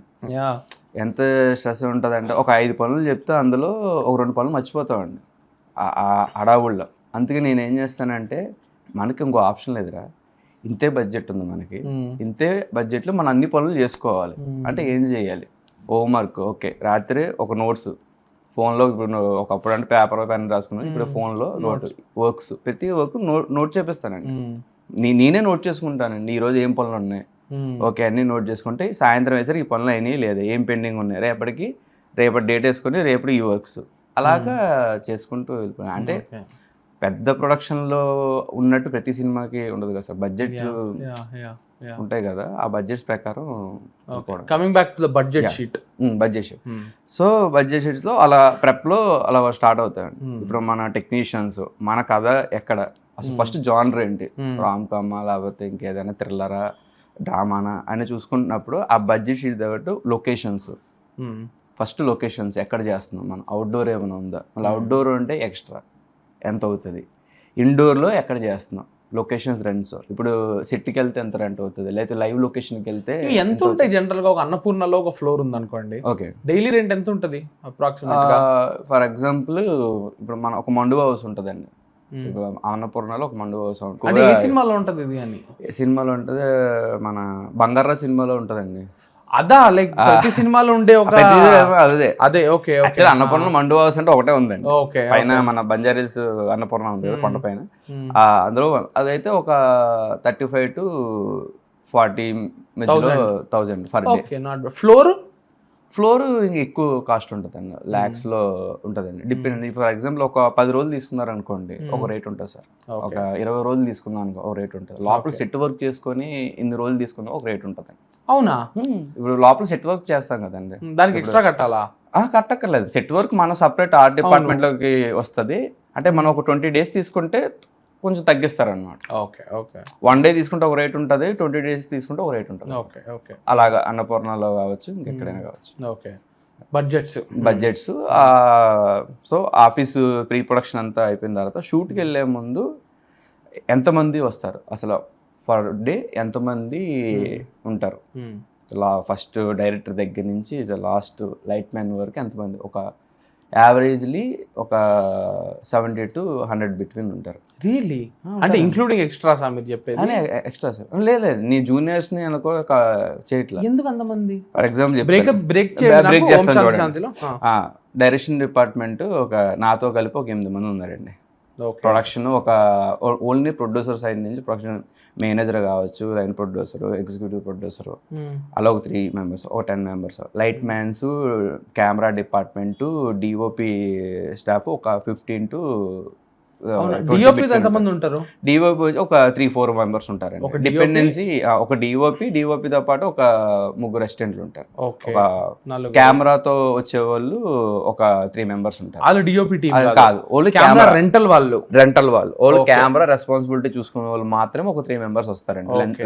లెన్స్ బాక్స్ చూసుకునే ఒక పర్సన్ ఉంటారు, కెమెరా ట్రైపాడ్ చూసుకునే ఒక 2 ఉంటారు అనమాట. ఓకే. సో వాళ్ళు ఒక 3 members. వాళ్ళు ఏంటి జస్ట్ వచ్చి కెమెరా పెట్టి అంతే, పక్కన ఉంటారు, జాగ్రత్త కెమెరాకి ఏం కాకుండా చూసుకుంటారు. నేను వాకీ టాకీలు ఏం కాకుండా ఎలా చూసుకున్నాను, వాళ్ళ కెమెరా ఏం కాకుండా చూసుకుంటారు వాళ్ళు. సో అలాగా వాళ్ళు ఒక 3 members వస్తారు. ఇప్పుడు లైట్ ఆఫీసర్స్ అండి. Light officer dependency set work అండి. 5 ఉండొచ్చు, 6 ఉండొచ్చు. ఒక పెద్ద ఫ్లోర్లో చేసాం అనుకోండి 2 యూనిట్లు వస్తాయి. 2 యూనిట్లు అంటే దగ్గర దగ్గర 15 మెంబర్స్ దాకా ఉంటారు. Okay. And all track and trolley ఒక 5 మెంబర్స్ 4 మెంబర్స్ ఉంటారండి. వీళ్ళందరికి వెండర్స్ సపరేట్ కదా? Separate vendors like camera rentals వేరే, సపరేట్ పేమెంట్స్ ఉంటాయి కాల్ షీట్స్ తగ్గట్టుగా. లైట్ వాళ్ళు కూడా వేరే, లైట్ ఆఫీసర్స్ కి సపరేట్. ఇప్పుడు నేను సినిమా చూస్తున్నాను అనుకోండి, సొంత డబ్బులతో సినిమా తీసుకుంటున్నా. రేపు నేను నెక్స్ట్ ఒక 1 week లో నాకు షూట్ స్టార్ట్ అవుతుంది. నాకు ఈ ట్రాక్ అండ్ ట్రాలీ వాళ్ళు వెండర్స్ వీళ్ళందరూ కావాలంటే ఎవరికి కాల్ చేయాలి, నేను ఎక్కడికి వెళ్ళాలి? ఈ ఉంటాయండి ఇప్పుడు మన ఈ ట్రాక్ అండ్ ట్రాలీ ఇప్పుడు సపరేట్ ఒక యూనియన్స్ ఉంటాయండి వీళ్ళందరికీ. ఓకే. ఒక లైట్ ఆఫీసర్స్ వీళ్ళందరూ ఏంటంటే ఇప్పుడు లైట్ ఆఫీసర్ ఆల్ లైట్స్ ఉంటాయి అనమాట వాళ్ళ దగ్గర, అన్ని దొరుకుతాయి వాళ్ళకి. మనం కాల్ చేస్తే ఇప్పుడు రాజు లైట్స్ అని మన ఇప్పుడు లైట్ అండ్ లైట్ ఉంది, మన వెంకటగిరిలో ఒకటి ఉంటుందండి, సో నియర్ హిందీ నేమ్ అయితే ఉంటుంది, అది చాలా ఫేమస్ పెద్దది, అదొక ఒకటి ఉంటుంది. అంటే దానికి సపరేట్ టీం ఉంటారండి. అంటే ఏంటి, నేను నా ప్రొడక్షన్ మేనేజర్ చెప్పేస్తే ఆయన మాట్లాడుకుంటాడు, ఒక మేనేజర్ అంతా కోఆర్డినేట్ చేసుకుంటాడండి. Okay. My point of contact will be manager అంతేనండి. అది ఇప్పుడు మనకి ఏం కావాలో మనం మన కో డైరెక్టర్ చెప్తామండి, నాకేం కావాలి రేపు పొద్దున్న అనేది. మనకి ఏంటంటే ఒక డే కాల్ షీట్ ఉంటుందండి, డే రిపోర్ట్ ఒకటి ఉంటుంది అనమాట. రేపు ఏం షూట్ కావాల్సింది ఈ రిపోర్ట్లు అన్ని ఇచ్చేస్తాం, అది కూడా షేర్ అది చూపిస్తాం. అది మేము ఒక టెంప్లెట్ రెడీ చేసుకున్నా, అది చూపిస్తే ఆ మేనేజర్ అన్ని చూసుకొని ఓకే ఈ రోజు ఇంతమంది జూనియర్స్ కావాలి, ఓకే జూనియర్స్ కోఆర్డినేటర్కి కాల్ చేస్తాడు. అందులో జూనియర్ కోఆర్డినేటర్స్కి ఏం కావాలనేది కూడా వాళ్ళు ఎలాంటి కాస్ట్యూమ్స్ వేయాలో కూడా ఏడీస్ చెప్పేస్తుంటారండి. ఓకే. ఇది నాకు చూపిస్తారా? మనం చూపిద్దాం.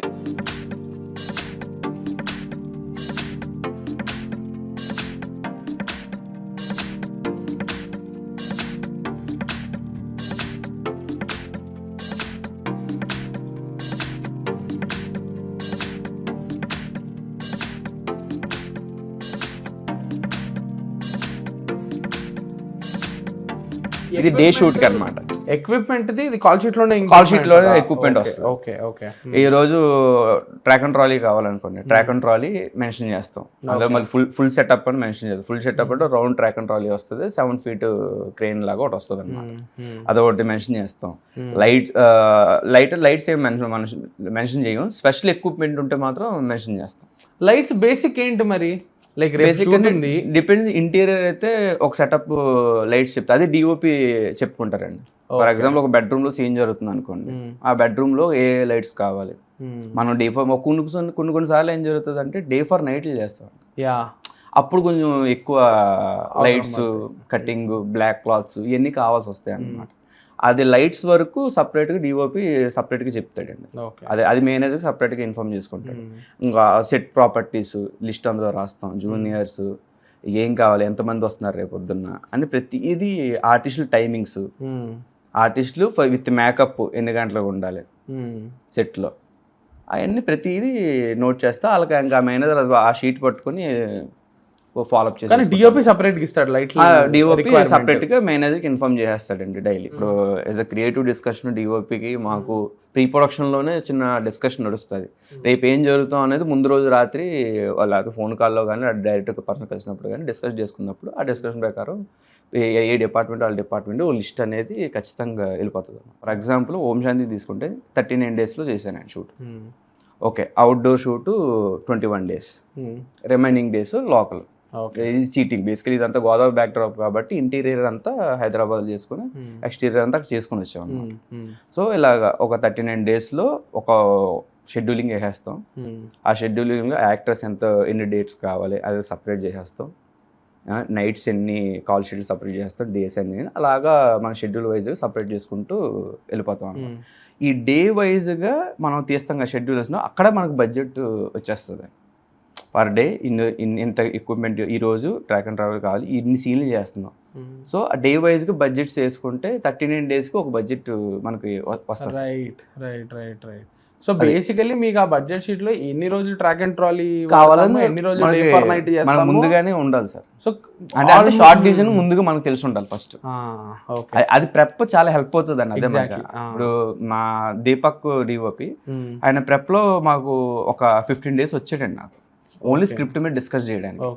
ఓకే ఈ సీన్ ఇలా చేద్దాం, ఈ సీన్ ఇలా చేద్దాం, ఈ షాట్ ఎలా పెడతాం, ఈ షాట్ ఎలా పెడదాం, ఓకే దీనికి ఎంత కావాలని ఈ డిస్కషన్లో భాగంగా స్కెడ్యూలింగ్ ఎవరైతే వేస్తారో మన కో డైరెక్టర్ ఎవరైతే వేస్తారో ఆ షెడ్యూలింగ్ ప్రకారం అన్ని లిస్ట్ ఒకటి తెస్తే ఎన్ని రోజులు ఇంత కావాలి, స్పెషల్ లైట్స్ ఎంత కావాలి, జిమ్మి ఎంత కావాలి, క్రేన్ ఎంత కావాలి అనేది ఒక లిస్ట్ బ్రేక్ డౌన్ అయిపోతుంది సార్. అది ప్లస్ ఆర్ మైనస్ ఒక 10 అంటే జస్ట్ అప్రాక్సిమేట్ అండి, ఎగ్జాక్ట్ 100% ఏది జరగదు సార్ ఇండస్ట్రీలో. కాబట్టి ఒక అప్రాక్సిమేట్లీ అనేది ఒక 80% అచీవ్ చేస్తాం ఆ షెడ్యూలింగ్. ఒక 20% ఆ మిస్లీనియస్ లో మనకి కామన్ గా జరుగుతూనే ఉంటాయి. అన్ఎక్స్పెక్టెడ్ గా బడ్జెట్ షూటప్ అయిందంటే అక్కడ మీకు నాకు ఇప్పుడు అన్ఎక్స్పెక్టెడ్ గా ఏమీ జరగలేదు. లైక్ ఇప్పుడు వాకీ టాకీ పోయింది అన్నారు, అట్లాంటి 14,000 ఎక్స్ట్రా పడింది అక్కడ. అంతే చిన్నవి ఉంటాయండి, చిన్నవి ఉంటాయి సార్. ప్రతి రోజు ఏదో ఒకటి చిన్నవి ఉంటాయి.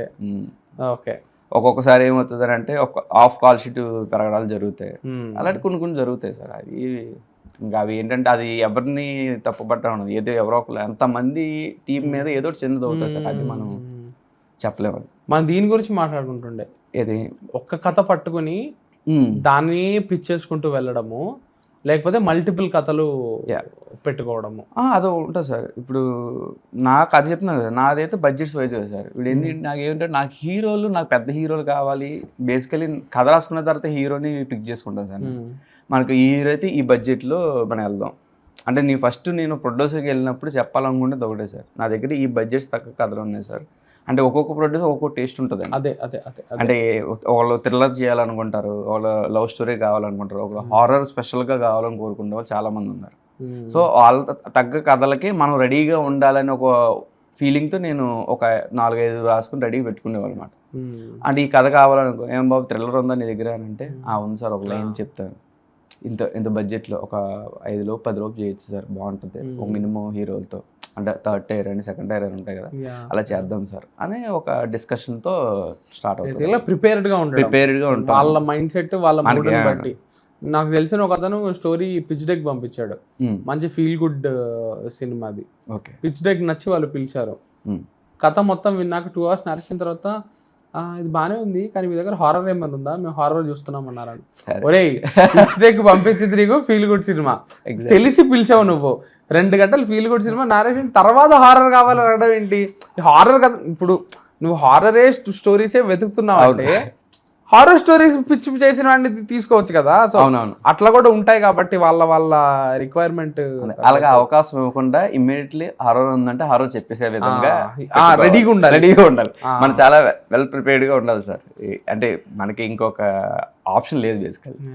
వాళ్ళకి ఏది వాళ్ళ ప్రొడ్యూసర్ కాబట్టి వాళ్ళకి ఖచ్చితంగా వాళ్ళకి నచ్చిన కథ ఇవ్వడం అనేది అది మన ధర్మం. బేసిక్ ఫస్ట్ సినిమా తీసే వరకు అది తప్పదు, అంతే తప్ప వాళ్ళు ఆడిస్తారు పప్పెట్ లాగా. ఫస్ట్ సినిమా తీసాక నిజంగా ఫస్ట్ సినిమాకి ఉంటాయి సార్ కష్టాలు, అది వేరే కష్టాలు అనమాట. మీరు ఇట్లాంటి ఫేస్ చేశారా? లేదు సార్, నేను ఈ ఓం శాంతికి అయితే క్రియేటివ్గా ఇప్పుడు నన్ను ఎవరు ఇబ్బంది పెట్టలేదు. కష్టాలు అంటే ఇలాంటివి కాదు, లైక్ రిజెక్షన్స్ చాలా చేసి. ఏ స్టోరీస్కి? వేరే స్టోరీస్కా? వెబ్ సిరీస్కి ఎక్కువ రిజెక్షన్స్. ఇప్పుడు మనకి పెద్ద ఒక నెట్ఫ్లిక్స్ తప్పించి మిగతా వాళ్ళందరి దగ్గర నేను రిజెక్షన్ వచ్చిన. అందరు ఇప్పుడు ఎన్నో ఛానల్స్ వెబ్ సిరీస్ చేస్తున్నారు, అందరి దగ్గర నుంచి ఓకే ఇది మా జోనర్ కాదు, ఇందులో బ్లడ్ ఎక్కువ ఉంది, క్రైమ్ ఎక్కువ ఉంది, అలాంటివి ఎక్కువ అన్నమాట. మేము ఇంకోటి ఆంథాలజీలు చెయ్యం మేము, ఈ కైండ్ ఆఫ్ సెక్టర్స్ అలాగా. ఓకే. సో ఫీచర్ ఫిలిమ్స్ ఇంకా అంటే నచ్చలేదని ఎవరు చెప్పేవారు కదండి, బాగుంది కానీ ఓకే అమ్మ చెప్దాం ఇప్పుడు ఏమి ఇంక మూమెంట్ ఏమి రాలేదు, డిస్కస్ లెటర్ అన్నారు. బట్ కన్ఫర్మ్ అయింది ఒక్కటి కూడా లేదు దీనికి ముందు? లేదండి. ఎన్ని సంవత్సరాలు సార్? ఒక 10 years సార్. నేను బాగా నా కాన్ఫిడెన్స్ వచ్చి నేను తిరగడం స్టార్ట్ చేసింది నేను కరెక్ట్గా చెప్పాలంటే 2019 నుంచి. అప్పటి వరకు నేర్చుకోవడానికి ఎక్కువ ఇష్టపడ్డాను, సినిమాలు పనిచేయడానికి ఇష్టపడ్డాను. కరెక్ట్గా ఒక్క సినిమా పడితే చాలు అని అనుకునే ఆ ఫీలింగ్ ఉండేది అనమాట. అంటే ఎంత కరెక్ట్ అంటే స్టోరీ పుట్టి దగ్గర నుంచి సినిమా రిలీజ్ అయ్యే వరకు కంప్లీట్గా నేను తప్ప ఎవడూ చేయకూడదు అని ఒక స్వార్థంతో ఒక సినిమా దొరికితే బాగుంటుంది అని అనుకుని ఏడీగా ఫస్ట్ నేర్చుకోవాలి, దేనికి తెలియదు కదా సార్. అలా చేసింది 35 ఫస్ట్ నుంచి ఎండ్ వరకు. నాకు 2017లో చెప్పారు కథ, అది నందు చెప్పాడు. అది అది నందుతో వాళ్ళు సపరేట్ మీరు చేసినట్టు. కానీ నందుతో మేము చేసినప్పుడు అది ఓన్లీ జర్నీ గురించి మాట్లాడాలి, ఓన్లీ రైటింగ్ క్రాఫ్ట్ గురించి మాత్రమే మాట్లాడాం కాబట్టి 2017 ఉన్నది అదంతా కవర్ చేయలేము. అదే నాకు ఆయనకి కథ పుట్టినప్పుడు ఇంకా నాకన్నా ముందే పుట్టింది. నాకు 17లో లైన్ చెప్పాడు, చాలా ఎగ్జైట్ అయ్యాను. ఆ 17 దగ్గర నుంచి నాకు 19లో నా ఫుల్ నేరేషన్ ఇచ్చాడు. అక్కడి నుంచి స్టార్ట్ అయింది. నేను అప్పుడే అన్నా, ఖర్చు వేసుకున్నా, నువ్వు ఒకవేళ ముందు డైరెక్టర్ ఈ సినిమాకి నేనే చేస్తా, ఖర్చు వేసుకొని నేను చేస్తాడు. దాన్ని నువ్వు లేకపోతే ఎలా రా బాబు, నువ్వే ఉండి చేయి దగ్గరుండి. ఎలా చేశారు? కో డైరెక్టర్ కన్నా అసోసియేట్ కన్నా? ఫస్ట్ ఎడీకే చేశాను. ఫస్ట్ ఎడీ కంప్లీట్ ఇంకంతా, ఇంకా కిట్స్ అంతా రీప్రొడక్షన్ మొత్తం అంత ఫుల్ ఎక్స్పీరియన్స్ అది నాకు. అది మిడిల్లో ఉంటుండగా నాకు సృజన గారు అవకాశం ఇచ్చారనమాట. బట్ మీకు అనిపించలే అరే మన సొంత కథలు ఇన్ని రాసుకున్నాము అంటే? ఆపర్చునిటీ ఇంపార్టెంట్ అనిపించింది సార్ నాకు. కాంప్రమైజ్ కింద చూడలేదా అని? నీ కాంప్రమైజ్ కింద చూడలేదు, ఎందుకంటే ఇంకా చెప్పాలంటే ఛాలెంజ్గా అనిపించింది. ఎందుకంటే మన కథ మనం రాసుకున్న కథని తీయడం చాలా నాకు ఈజీ సార్ పర్సనల్గా. ఎవరి కథ వాళ్ళకి ఈజీ అన్నట్టుగా నేను రాసుకున్న కథ నాకు డైరెక్షన్ చేయడం చాలా ఈజీ అనిపించింది. ఇప్పుడు ఇంకొకరు కథ ఇచ్చినప్పుడే కదా సార్ నాకు ఒక ఛాలెంజింగ్ ఉంటుంది, ఎందుకంటే కంపేర్ చేసిన చాలా ఉంటాయి sir. From the first shot దగ్గర నుండి సినిమా రిలీజ్ అవ్వకు ఎవరో ఒక 10 మంది నన్నే చూస్తున్నట్టుగా ఉండేది నాకు. ఇప్పుడు నా కథ అనుకోండి, నన్ను నేనే చూసుకొని నేను చెప్పిందే కరెక్ట్, అక్కడ రైట్ ఆర్ రాంగ్గా అది నాకు ఒక్కడికే తెలుస్తుంది. రిలీజ్ అయిన తర్వాత ఆడియన్స్ యాక్సెప్ట్ చేస్తారా చేయరని సెకండరీ. ఇది చేస్తున్నప్పుడు ఏంటంటే ఒక 10 మంది కల్లా నన్నే చూస్తున్న ఫీలింగ్ ఉంటుంది అనమాట. ఇది ఒక రీమేక్ చాలా ఖచ్చితంగా ఇది ఒక రీమేక్ అనే మచ్చ అనేది ఉంటుందని నాకు కూడా తెలుసు. కానీ ఆపర్చునిటీ అనేది చాలా ఇంపార్టెంట్. తరుణ్ అన్న లాంటి వాళ్ళని డైరెక్షన్ చేయడం అనేది అంటే దాన్ని ఏమంటారు, ఐఎమ్ లక్కీ సార్, అంతే. అందరికీ దొరకదు కదా. యాక్చువల్లీ ఇది ఇందాక చెప్పడం మర్చిపోయా, నేను తరుణ్ అన్న దగ్గర ఏడీకి జాయిన్ అవుదామని ఆఫీస్కి కూడా వెళ్ళా. అప్పుడు రామానాయుడులో అప్పెక్కుతుంటే లెఫ్ట్ సైడ్ ఉండేది అక్కడ. ఆ రెజ్యూమ్ కూడా ఒక రెజ్యూమ్ కూడా వాళ్ళ ఆఫీస్కి వెళ్ళి, ఈ రెజ్యూమ్ కూడా చూపియండి ఉంటది చూసి అది ఎప్పుడో చేసేది. బట్ వెతికి డెఫినెట్లీ తరుణ్ అన్న దగ్గర కూడా నేను ట్రై చేశా. ట్రై చేసినప్పుడు అఫ్కోర్స్ వాళ్ళ టీం ఉన్నారు. ఈ నగరానికి ఏమైంది ట్రై చేశాను అప్పుడు పెళ్లి చూపుల తర్వాత ట్రై చేశాను, బట్ పెట్టుకోలేదు. అలాంటిది తరుణ్ అన్ననే డైరెక్షన్ చేసే అవకాశం వస్తే ఎవరు వదులుకుంటారు సార్? అదే నాకు. బట్ ఈ హోల్ జర్నీలో ఇది నేను అందరినీ అడిగే క్వశ్చనే, ఈ జర్నీ అనేది ఎవరికి ఈజీగా ఉండదు. ఏదో ఒక పాయింట్లో విరక్తి పుడుతుంది కదా, విరక్తి అనేది వస్తుంది. విరక్తి అనేది వచ్చి తిరిగి వెళ్ళిపోవాలనిపించినప్పుడు ఎందుకు వెళ్ళకుండా ఆగిపోయారు? ఆ పాయింట్ అనేది ఒకటి వచ్చిందా? అంటే తిరిగి వెళ్ళిపోవాలి అనే అనిపించలేదు కదా సార్. ఒక బ్లేమ్ నేను మీదేసుకున్నాను సార్ మా మదర్ విషయంలో. ఆ రోజు నేను చాలా బాధపడి ఉండే. నాకు అప్పుడు మా మమ్మీ చనిపోయారు 2017లో జనవరిలో చనిపోయారు కరెక్ట్గా ఇదే టైం. ఇస్ క్యాన్సర్ మా మమ్మీకి. క్యాన్సర్ కీమోథెరపీలు అన్నీ చేయించిన తర్వాత అది అందరికీ వర్కౌట్ అవ్వదు సార్ కీమోథెరపీ. అన్ఫార్చునేట్లీ అది వర్కౌట్ అవ్వాల కీమోథెరపీ, అది కొంచెం రివర్స్ అయ్యి చనిపోయారు. ఆ టైంలో చుట్టుపక్కల వాళ్ళు నా వల్లే అనేది చిన్నది చెవులు కొరుక్కోవడం మొదలుపెట్టారు. వీడికి ముడ్డుకెందుకు 26 ఏళ్ళు వచ్చి ఒక్కగానొక్క కొడుకు, సరైన ట్రీట్మెంట్ లేకే దుర్గ చనిపోయింది. ఈ మాటలు బ్లేమ్ చేసినప్పుడు కొద్దిగా అనిపించింది సార్ నాకు. వేరే ఆనెస్ట్ ఏంటంటే నేను బేసికలీ ఎక్స్ప్రెస్ చేసుకోలేను సార్. అంటే నేను నా ఒక్కడనే ఫీల్ అవుతా. మా అమ్మ చనిపోయినప్పుడు కూడా నేను ఏడవలేదు. అలా స్ట్రాంగ్గా ఉంటే అందరూ చుట్టాలు అందరూ ఏడుస్తున్నారు. మా పిన్ని అయితే నువ్వు ఎందుకు ఏడవరా అంటే నాకు ఎందుకు అందరి ముందు ప్రదర్శించుకోవడం అంతకి కొంచెం ఇబ్బందిగా ఉంటుంది. ఇప్పుడు మీరు పర్సనల్గా అడుగుతున్నప్పుడు కూడా నాకు కొంచెం ఇబ్బంది ఉంటుంది. అలాగే చెప్పుకోవడం అంతగా ఇష్టం ఉండదండి నలుగురికి. అప్పుడు కొద్దిగా నేను చాలా లో ఫీల్ అయ్యాను సార్. ఏమైనా ఒక రాంగ్ సైడ్ ఏమైనా వెళ్ళానా అని ఒక్కటి అనిపించింది. అంటే మనీ అనేది చాలా నాకు పెద్దది ఒక గుదిబండలాగా కనిపించింది సార్. నాకు అప్పటి వరకు మనీ అనేది కనిపించలే. మనీది ఏముందిలే, మనకు ఒకటే అనుకున్నాం డైరెక్టర్ అవ్వాలని, అది అయిపోతే చాలులే, తర్వాత అన్నీ వస్తాయిలే అని చిన్న ఫీలింగ్ ఉండే. ఆఫ్ జర్నీలో మాత్రం మనీ ఎంత అవసరం అనేది నాకు ఆ రోజు అనిపించింది. ఆ ఒక్కటే లో ఫీల్ అయ్యి అంతే. వెనక్కి వెళ్ళిపోవాలని ఎప్పుడు అనిపించుండలే. మా ఫాదర్ చాలా వరకు యాక్సెప్ట్ చేయలేదు సార్ నన్ను. మా మదర్ ఒక్కడే ఈజ్ అ ఫుల్ సపోర్ట్. ఏదో రోజు అవుతావులేరా నువ్వు అని మా అమ్మ ఒక్కదే నమ్మేది. మా నాన్న అంటాడు నీ గర్వం వల్ల అలా తయారవుతున్నాడని. ఎప్పుడైతే మా అమ్మగారు కాలం చేసిన తర్వాత మా ఫాదర్ నన్ను నమ్మారు సార్. కొద్దిగా ఓకే నమ్మారు. But he is very happy now. ఇప్పుడు అదొక్కటే నా లైఫ్లో చిన్న లో అంటే మా మదర్ మరణమే సార్. నేను ఎక్స్పెక్ట్ చేయలే, అంటే యాక్సిడెంటల్ డెత్ అంటారు సార్, లైక్ అలాగే జరిగిపోయింది. సిబ్లింగ్స్ ఉన్నారా మీకు? లేదు సార్. సింగిల్. చాలా ప్రెషర్ ఉంటుంది సింగిల్.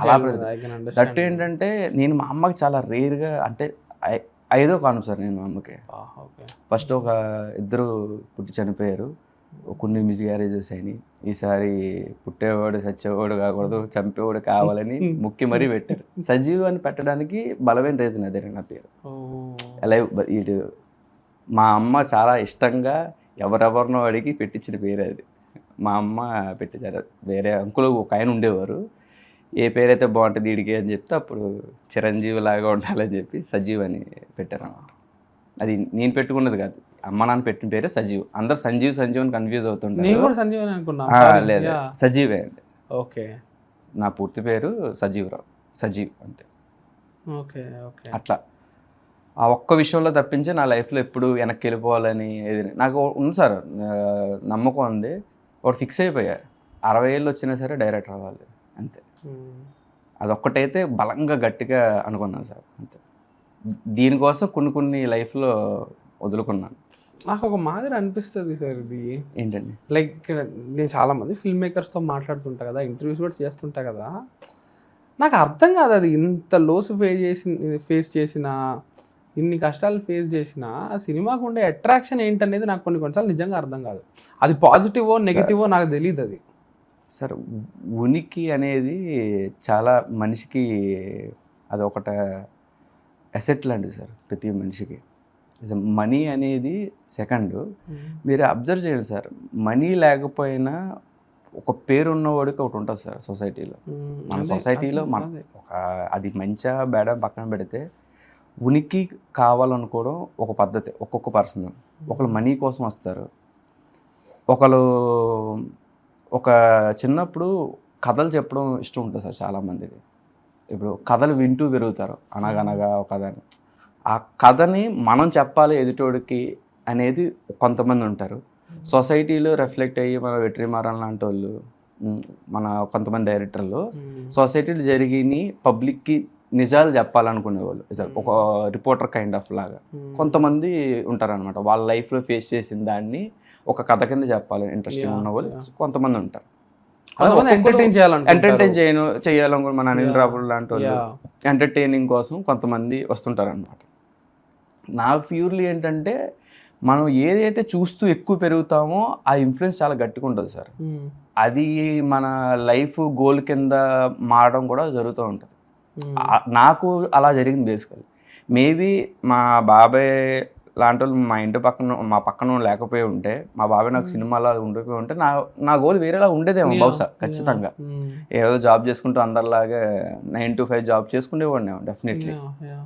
అంటే మనం ఏదైతే చూస్తూ పెరుగుతామో అది కూడా చాలా మంచి విషయమే అంటాను నేను. 9 to 5 చేసుకుంటూ హ్యాపీగా చాలా హ్యాపీ. అది కూడా మంచి లైఫే, చాలా మంచి లైఫ్. వాడికి అదే అచీవ్మెంట్. ఇప్పుడు ఐటీ జాబ్ కావాలని నేర్చుకొని కోర్సులు నేర్చుకొని చేసేవాళ్ళు చాలా మంది ఉన్నారు. అమీర్పేటకి వెళ్తే ఎంత కష్టపడుతుంటారు ఆ కోర్సులని ఈ కోర్సులని. వాళ్ళ డ్రీమ్ అదే కదా, ఒక కార్పొరేట్ లో ఒక మంచి ఐటీ కంపెనీలో ఉద్యోగం సంపాదించాలని చాలా మంది డ్రీమ్ కదా అది. లైక్ అది కూడా మంచి విషయం. నాకు అర్థం కాదు ఏంటంటే ఇదే, లైక్ మనకి డబ్బులు సంపాదించడానికి, మంచి కెరియర్ లీడ్ చేయడానికి, మంచి లైఫ్ లీడ్ చేయడానికి చాలా వేస్ ఉన్నాయి. సినిమా అనేది అది ఎంత కష్టపెట్టినా కూడా people like you, like I had the opportunity to interact with many hustlers like you కదా, అది నాకు అర్థం కాదు. పర్సనల్గా నేను ఎటువంటి మనిషిని అంటే I prefer happiness, comfort and peace. So నా గోల్ అది. మీడియం ఏదన్నా అవ్వచ్చు. నాకు ఐటీ జాబ్లో హ్యాపీనెస్ ఉందంటే నేను అటు వెళ్ళిపోతా. అవునవును. End of the day comfort, happiness, పీసే ముఖ్యం. సినిమా ఇదంతా it's just a medium to achieve that. Exactly. So అది నాకు అర్థం కాదు కొన్నిసార్లు, ఎందుకు ఇంత కష్టపడాల్సిన ఇది ఏముంది అని అర్థం కాదంటే ఐ అండర్స్టాండ్, బట్ అది టూ మచ్ అనిపిస్తుంది. అదే అంటే అదొక ఎమోషన్ సార్, అంతే. అది ఎవరు అది ఎక్స్ప్లెయిన్ చేయడం కష్టం. సాయిలు చెప్తారు మా ఇంటర్వ్యూలో, మైండ్లో పడిపోయింది అది. అది ఓకే, నేను అది ఫుల్గా చూడలేదు కానీ అది ఒక ఎమోషన్ లాగా డ్రైవ్ చేస్తుంది సార్ ప్రతి ఒక్కరికి. సినిమా అనేది ఒక ఎంటర్టైన్మెంట్ జోనర్ కదా, ఎవ్రీబడిని అట్రాక్ట్ చేసే ఏకైక జోనర్ సినిమా, దాని తర్వాత పాలిటిక్స్ అని. ఈ రెండే. అంటే ఇప్పుడు 9 to 5 జాబ్ చేసేవాడికి వాడు తర్వాత రిమైనింగ్ ఏదైతే అవర్స్లో అడిగి వచ్చేది అది న్యూస్ ఛానల్, అది పాలిటిక్స్, అది సినిమా, అంటే స్పోర్ట్స్, మేబీ తర్వాత స్పోర్ట్స్, క్రికెట్ కావచ్చు, ఇంకేదైనా కావచ్చు. అంటే ప్రతి పర్సన్ ఆప్షనల్గా చూసే ఇవేనండి. అది కొంచెం అట్రాక్ట్ చేస్తాయి జనాలకి, ప్రతి ఒక్కరికి. అందులో కొంచెం ఒక పేరు వస్తుంది, డబ్బు వస్తుంది. ఇప్పుడు ఫర్ ఎగ్జాంపుల్ ఒక 10 ఏళ్లలో సంపాదించే ఈ 9 to 5 జాబ్ చేసే పర్సన్ ఒక సినిమా హిట్ అయితే వాడు ఓవర్ నైట్లో ఒక ఫ్రైడేలో సంపాదిస్తాడు. ఎగ్జాక్ట్లీ. ఆ ఫీలింగ్ ప్రతి ఒక్కడికి ఉంటుందండి. అలాగని అందరూ అలాగ వస్తారని నా ఉద్దేశం కాదు. అంటే అంత సక్సెస్ కనిపిస్తుంది అండి. సక్సెస్తో పాటు మనీ కనిపిస్తుంది చాలామందికి. ఇప్పుడు ఒక్కొక్కరు అందరూ చాలా ఒక్కొక్కరికి ఒక ఎమోషన్ చెప్పినా కానీ ఎండ్ ఆఫ్ ద మైండ్లో ఒకటి ఉంటుందండి, మనీ. నాకైతే ఖచ్చితంగా మనీ ఉంటుంది. ఇప్పుడు నాకున్న అప్పులు ఉంటాయి, నేను అప్పులు తీర్చుకోవచ్చు. కొంచెం ఒక కంఫర్ట్ లైఫ్, ఈఎంఐ లేకుండా, క్రెడిట్ కార్డ్స్ లేకుండా, ప్రశాంతంగా యూపీఐ యూజ్ చేసి బతికే లైఫ్ కావాలని కోరుకుంటాను నేనైతే. యాజ్ ఆఫ్ నో సింపుల్ లైఫే, ఎక్కువ ఏమొద్దు, ఏ ఇబ్బంది లేకుండా, ఎవరు అప్పులు లేకుండా ఉంటే చాలా రా బాబు నా ఫీలింగ్ ఉంటుంది. అది చెయ్యాలి అని అంటే మనకి డైరెక్ట్ రావాలి, ఇన్కమ్ రావాలి, అలాగనమాట. అది అంటారు కదా, సక్సెస్ అంటే ఏంటి అంటే చాలా డెఫినేషన్లు ఉన్నాయి సక్సెస్కి. 2 డెఫినేషన్స్ ఈ మధ్య నేను విన్నవి నాకు బాగా కనెక్ట్ అయ్యాయి. లైక్ అరే బాగా అనిపించినాయి 2. ఒకటి ఏంటంటే తేజ గారిని ఒక ఇంటర్వ్యూవర్ అడుగుతారు, మీకున్న టాలెంట్కి మీరు చాలా ఎక్కువ సక్సెస్ అవ్వాలి కదా ఇంకా అంటే, నేను ఏంటి సక్సెస్ అనేది నా డెఫినేషన్ ఆఫ్ సక్సెస్ వేరే, నేను ఎంత సక్సెస్ అవ్వాలి అనేది మీరు చెప్పకూడదు. నా దృష్టిలో సక్సెస్ ఏంటంటే, ఇప్పుడు నేను ఇంటర్వ్యూ షూట్ చేస్తున్నా అంతే, తేజ గారు చెప్తున్నారు ఈ ఇంటర్వ్యూ నేను చేస్తున్నా, ఈ ఇంటర్వ్యూ నాకు చేయాలని లేదనుకోండి, నేను లేచి వెళ్ళిపోయాను అనుకోండి, లేచి వెళ్ళిపోయేంత ప్రివిలేజ్ నాకు ఉంటే, పవర్ నాకు ఉంటే, నేను సక్సెస్ అయ్యాను. ఓకే, అంతే అంటారు. నేను నాకు నచ్చని పని చేయకుండా ఉండడం అది సక్సెస్సే, నచ్చిన పని చేయడం సక్సెస్సే. సో ఇట్స్ బేసికల్లీ ఎలా అంటే, ఇప్పుడు నేనున్నా, నాకు కొన్నిసార్లు కొన్ని ఇంటర్వ్యూస్ చేయాలని ఉండదు. లైక్ మా అమ్మ నాన్న ఊరి నుంచి ఇక్కడికి వచ్చి ఉంటారు, అప్పుడు 1 day ఉంటారు వాళ్ళు, వాళ్ళతో టైం స్పెండ్ చేయాలని ఉంటుంది నాకు. ఆ రోజు నాకు ఏదో ఒక ఇంటర్వ్యూ పడుతుంది, నేను వాళ్ళకి చెప్పలేను ఈ రోజు ఇంటర్వ్యూతో రేపు పెట్టుకోగలుగుదామేమో అని చెప్పే స్పేస్ నాకు ఉండదు. అప్పుడు నేను సక్సెస్ కాదు కదా. నేను ఎంత పెద్ద స్టార్ నెల్లి ఇంటర్వ్యూ చేస్తున్నా, దానికి ఎన్ని వ్యూస్ వస్తున్నా కూడా నాకు ఆ ఇంటర్వ్యూ ఆ రోజు చేయాలని లేదు, మా అమ్మ నాన్నతో ఉండాలని ఉంది, బట్ నేను అది చేయలేకపోతున్నానంటే ఐఎమ్ నాట్ సక్సెస్ఫుల్. అండ్ అలానే ఒక రెస్టారెంట్కి వెళ్ళి మెన్యూలో రేట్ చూడకుండా నీకు నచ్చింది నువ్వు ఆర్డర్ ఇచ్చుకొని తినగలిగానంటే సక్సెస్. నేను మా టీంతో అదే చెప్తానండి. ఫర్ ఎగ్జాంపుల్ నాకు విజయవాడ వెళ్ళి మైసూర్ బోండాలు తినాలని అనుకున్నాను, వెళ్ళిపోయి తినేసి వచ్చే విధంగా ఫ్లెక్సిబిలిటీ నీ దగ్గర, సమయం, మనీ ఉంటే అదే బిగ్ సక్సెస్. నేను అదే చెప్తానండి. ఫర్ ఎగ్జాంపుల్ నాకు తిరగడం చాలా ఇష్టం అండి. ఒక ట్రిప్కి వెళ్ళాలనిపించింది అనుకోండి, వెళ్ళేసి వచ్చేయాలి అంతే. ఇంకా అరే డబ్బులు ఉన్నాయా లేవా, టైం ఉందా లేదా చూసుకోకూడదు, వెళ్ళేసి వస్తే అది మనకి సక్సెస్ అంతే. మనకు నచ్చిన పని మనకు నచ్చినట్టు చేసుకుంటూ వెళ్ళిపోవడమే లైఫ్ అండింగ్ అంతే. ఇప్పుడు బేసికలీ విజయవాడకి వెళ్ళి మైసూర్ బోండా తినాలి అంటే, ఆ రోజు ఏదో నాకు వేరే అపాయింట్మెంట్ ఉంది అంటే అపాయింట్మెంట్ ఆగుతుంది, పర్లేదు. నువ్వు మైసూర్ బోండా తినొచ్చాక ఆడు వెయిట్ చేస్తాడు మన కోసం అంటే అంతే, you are a successful person. Exactly. అది ఒక ₹1 డీల్ అనుకోండి, నాకు ₹40 మైసూర్ బజ్జీ ఎక్కువ. నాకు ఆ ₹1 కాబట్టి ఇంకో రోజు నేను సంపాదించుకున్న కాన్ఫిడెన్స్, ఆ సక్సెస్ రేట్ లో నువ్వు ఉంటే అదే పెద్ద సక్సెస్ డెఫినెట్లీ. అది నేను కూడా అది బలంగా నమ్ముతాను సార్. అది అంతే, సింపుల్ లైఫ్, నచ్చినట్టు బతకాలి అంతే. నచ్చిన బండి కొనుక్కోవాలి, నచ్చిన ఫోన్ వాడాలి, నచ్చిన బట్టలు వేసుకోవాలి. ఇది ఈ నగరానికి ఏమైంది ఎండ్ కార్డ్ మైండ్లో. దట్స్ వన్ ఆఫ్ ద తరుణ్కి కూడా చెప్పాను నేను నా ఉద్యోగం వదిలేయడానికి one of the inspirations is లాక్డౌన్లో ఆ సినిమా ఎండ్ కార్డ్ అది చూడడం. నచ్చిన మనుషులతో 4 మెతుకులు తినుకుంటూ నచ్చిన పని చేసుకోవడం రా లైఫ్ అంటే అంతే. దట్స్ సచ్ ఎండింగ్ సీన్ జైల్లో పోలీస్ స్టేషన్ లాస్ట్ లో కార్డు పడుతుంది అది. సో బ్యూటిఫుల్ అనిపించింది. యాక్చువల్లీ నాకు పెళ్లి చూపులు చాలా ఇన్స్పిరేషన్, మోటివేషన్ సినిమా. నాకు సినిమా కంటే కూడా సినిమా తర్వాత వచ్చే ఇంటర్వ్యూలు ఎక్కువ చూసాను అంటారు. అంటే మీరు అన్నారు కదా బడ్జెట్ షీటు నాకు వేయడం నేర్చుకున్నాను అనేది. అప్పుడు ఒక 60 లక్షలు సినిమా తీశారని తరుణ్ చెప్పారు నాకు. చెప్పినప్పుడు ఓకే అంటే ఎంత క్వాలిటీ సినిమా 60 లక్షలు ఎలా చేస్తారో అన్న ఫీలింగ్ వస్తుంది చూసారా. అవునా అసలు అప్పుడు నేను బడ్జెట్ చేయడం నేర్చుకున్నా, మిగతా డిపార్ట్మెంట్ గురించి తెలుసుకుంటూ నేర్చుకున్నాను. పెళ్లి చూపులు అది 16లో కదా వచ్చింది, పెళ్లి 16లో అప్పటి నుంచి అప్పుడప్పుడే మనం నేర్చుకుంటున్న రోజులు కాబట్టి నాకు చాలా ఇన్ఫ్లుయెన్స్ చేసిన సినిమా పెళ్లి చూపులే. ఈ విషయం నేను తరుణానికి చాలా లేట్గా చెప్పాను. నేను డైరెక్టర్ అవ్వగలను ఇంకొంచెం కాన్ఫిడెన్స్ ఇచ్చిన సినిమా నాకు పెళ్లి చూపులే. నువ్వు ఒక సినిమా తీసేయగలుగుతావు, అవును, లైక్ ఇంత కాంపాక్ట్ బడ్జెట్లో మన సినిమా తీసేయచ్చు అనే కాన్ఫిడెన్స్ ఇచ్చింది పెళ్లి చూపులు. బట్ ఈ రోజు 60 lakhsలో అంత క్వాలిటీ ప్రోడక్ట్ అప్పుడు 60 అంటే ఇప్పుడు ఒక 3 అండి. ఓకే 10 years 16లో చాలా మారిపోయింది కదా సార్. అయితే ఒక లిటిల్ హార్ట్స్ లాంటిది విల్ బి వాళ్ళు 2.8 అన్నారు లిటిల్ హార్ట్స్కి. దట్స్ లైక్ అది కొద్దిగా కొంచెం స్టాండర్డ్ కరెక్ట్ నాకు బాగా అనిపించింది. రీసెంట్గా లిటిల్ హార్ట్స్, రాజు వెడ్స్ రాంబాయి ఈ బడ్జెట్స్ కూడా నాకు విన్న తర్వాత బాగా చేశారు అనిపించింది. రిజెక్షన్స్ అని కాదు కానీ ఆ హోల్ 10 year ప్రాసెస్లో సపోర్ట్ ఏంటి అసలు? అంటే ఇన్కమ్ పరంగా sir, moral support, financial support. Moral support చుట్టూ ఉండే పాజిటివ్ ఎనర్జీ సార్. ఫ్రెండ్స్ అంటే మనకి ఎలా ఉంటారు, కొంతమంది ఫ్రెండ్స్ ఉంటారు సార్ మనకి.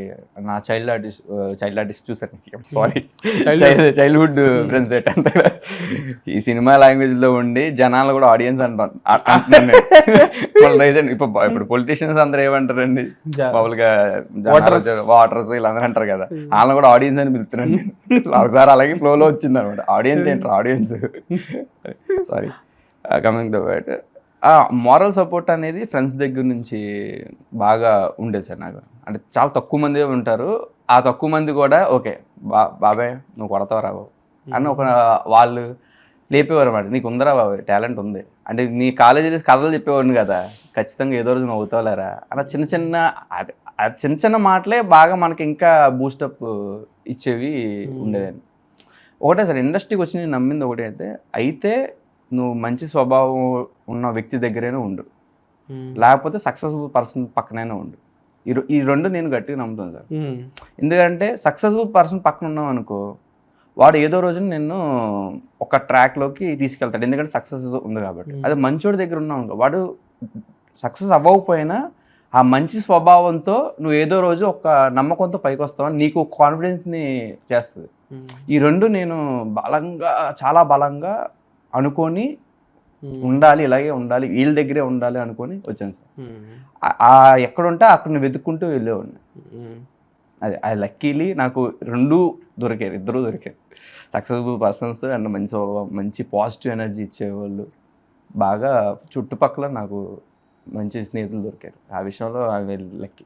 ఇన్కమ్ సోర్సెస్ ఇదే సార్, ఇప్పుడు మీకు చెప్పినట్టుగా ఇందాక ఇలా చిన్న యాడ్ ఫిలిమ్స్కి వెళ్ళడం, ఇక ఆర్ట్ ప్రాపర్టీస్కి వెళ్ళడం.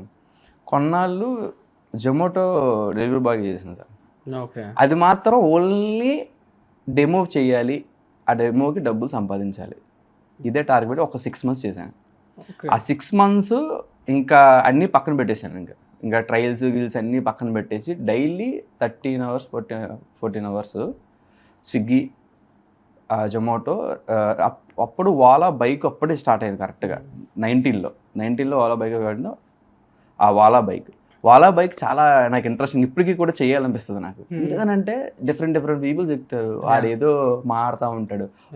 ఆడొక క్యారెక్టర్ నాకు. యా యా యా వాడి దగ్గర నుంచి ఒక్కొక్క క్యారెక్టర్ దొరుకుతుంది అనమాట. ఆడు ఎక్కిన కానీ ఫోన్ మాట్లాడుతూ ఉంటాడు. ఆడు ఫోన్లో ఏం మాట్లాడతాడు అది ఒక అబ్జర్వేషన్ ఉంటుంది అనమాట.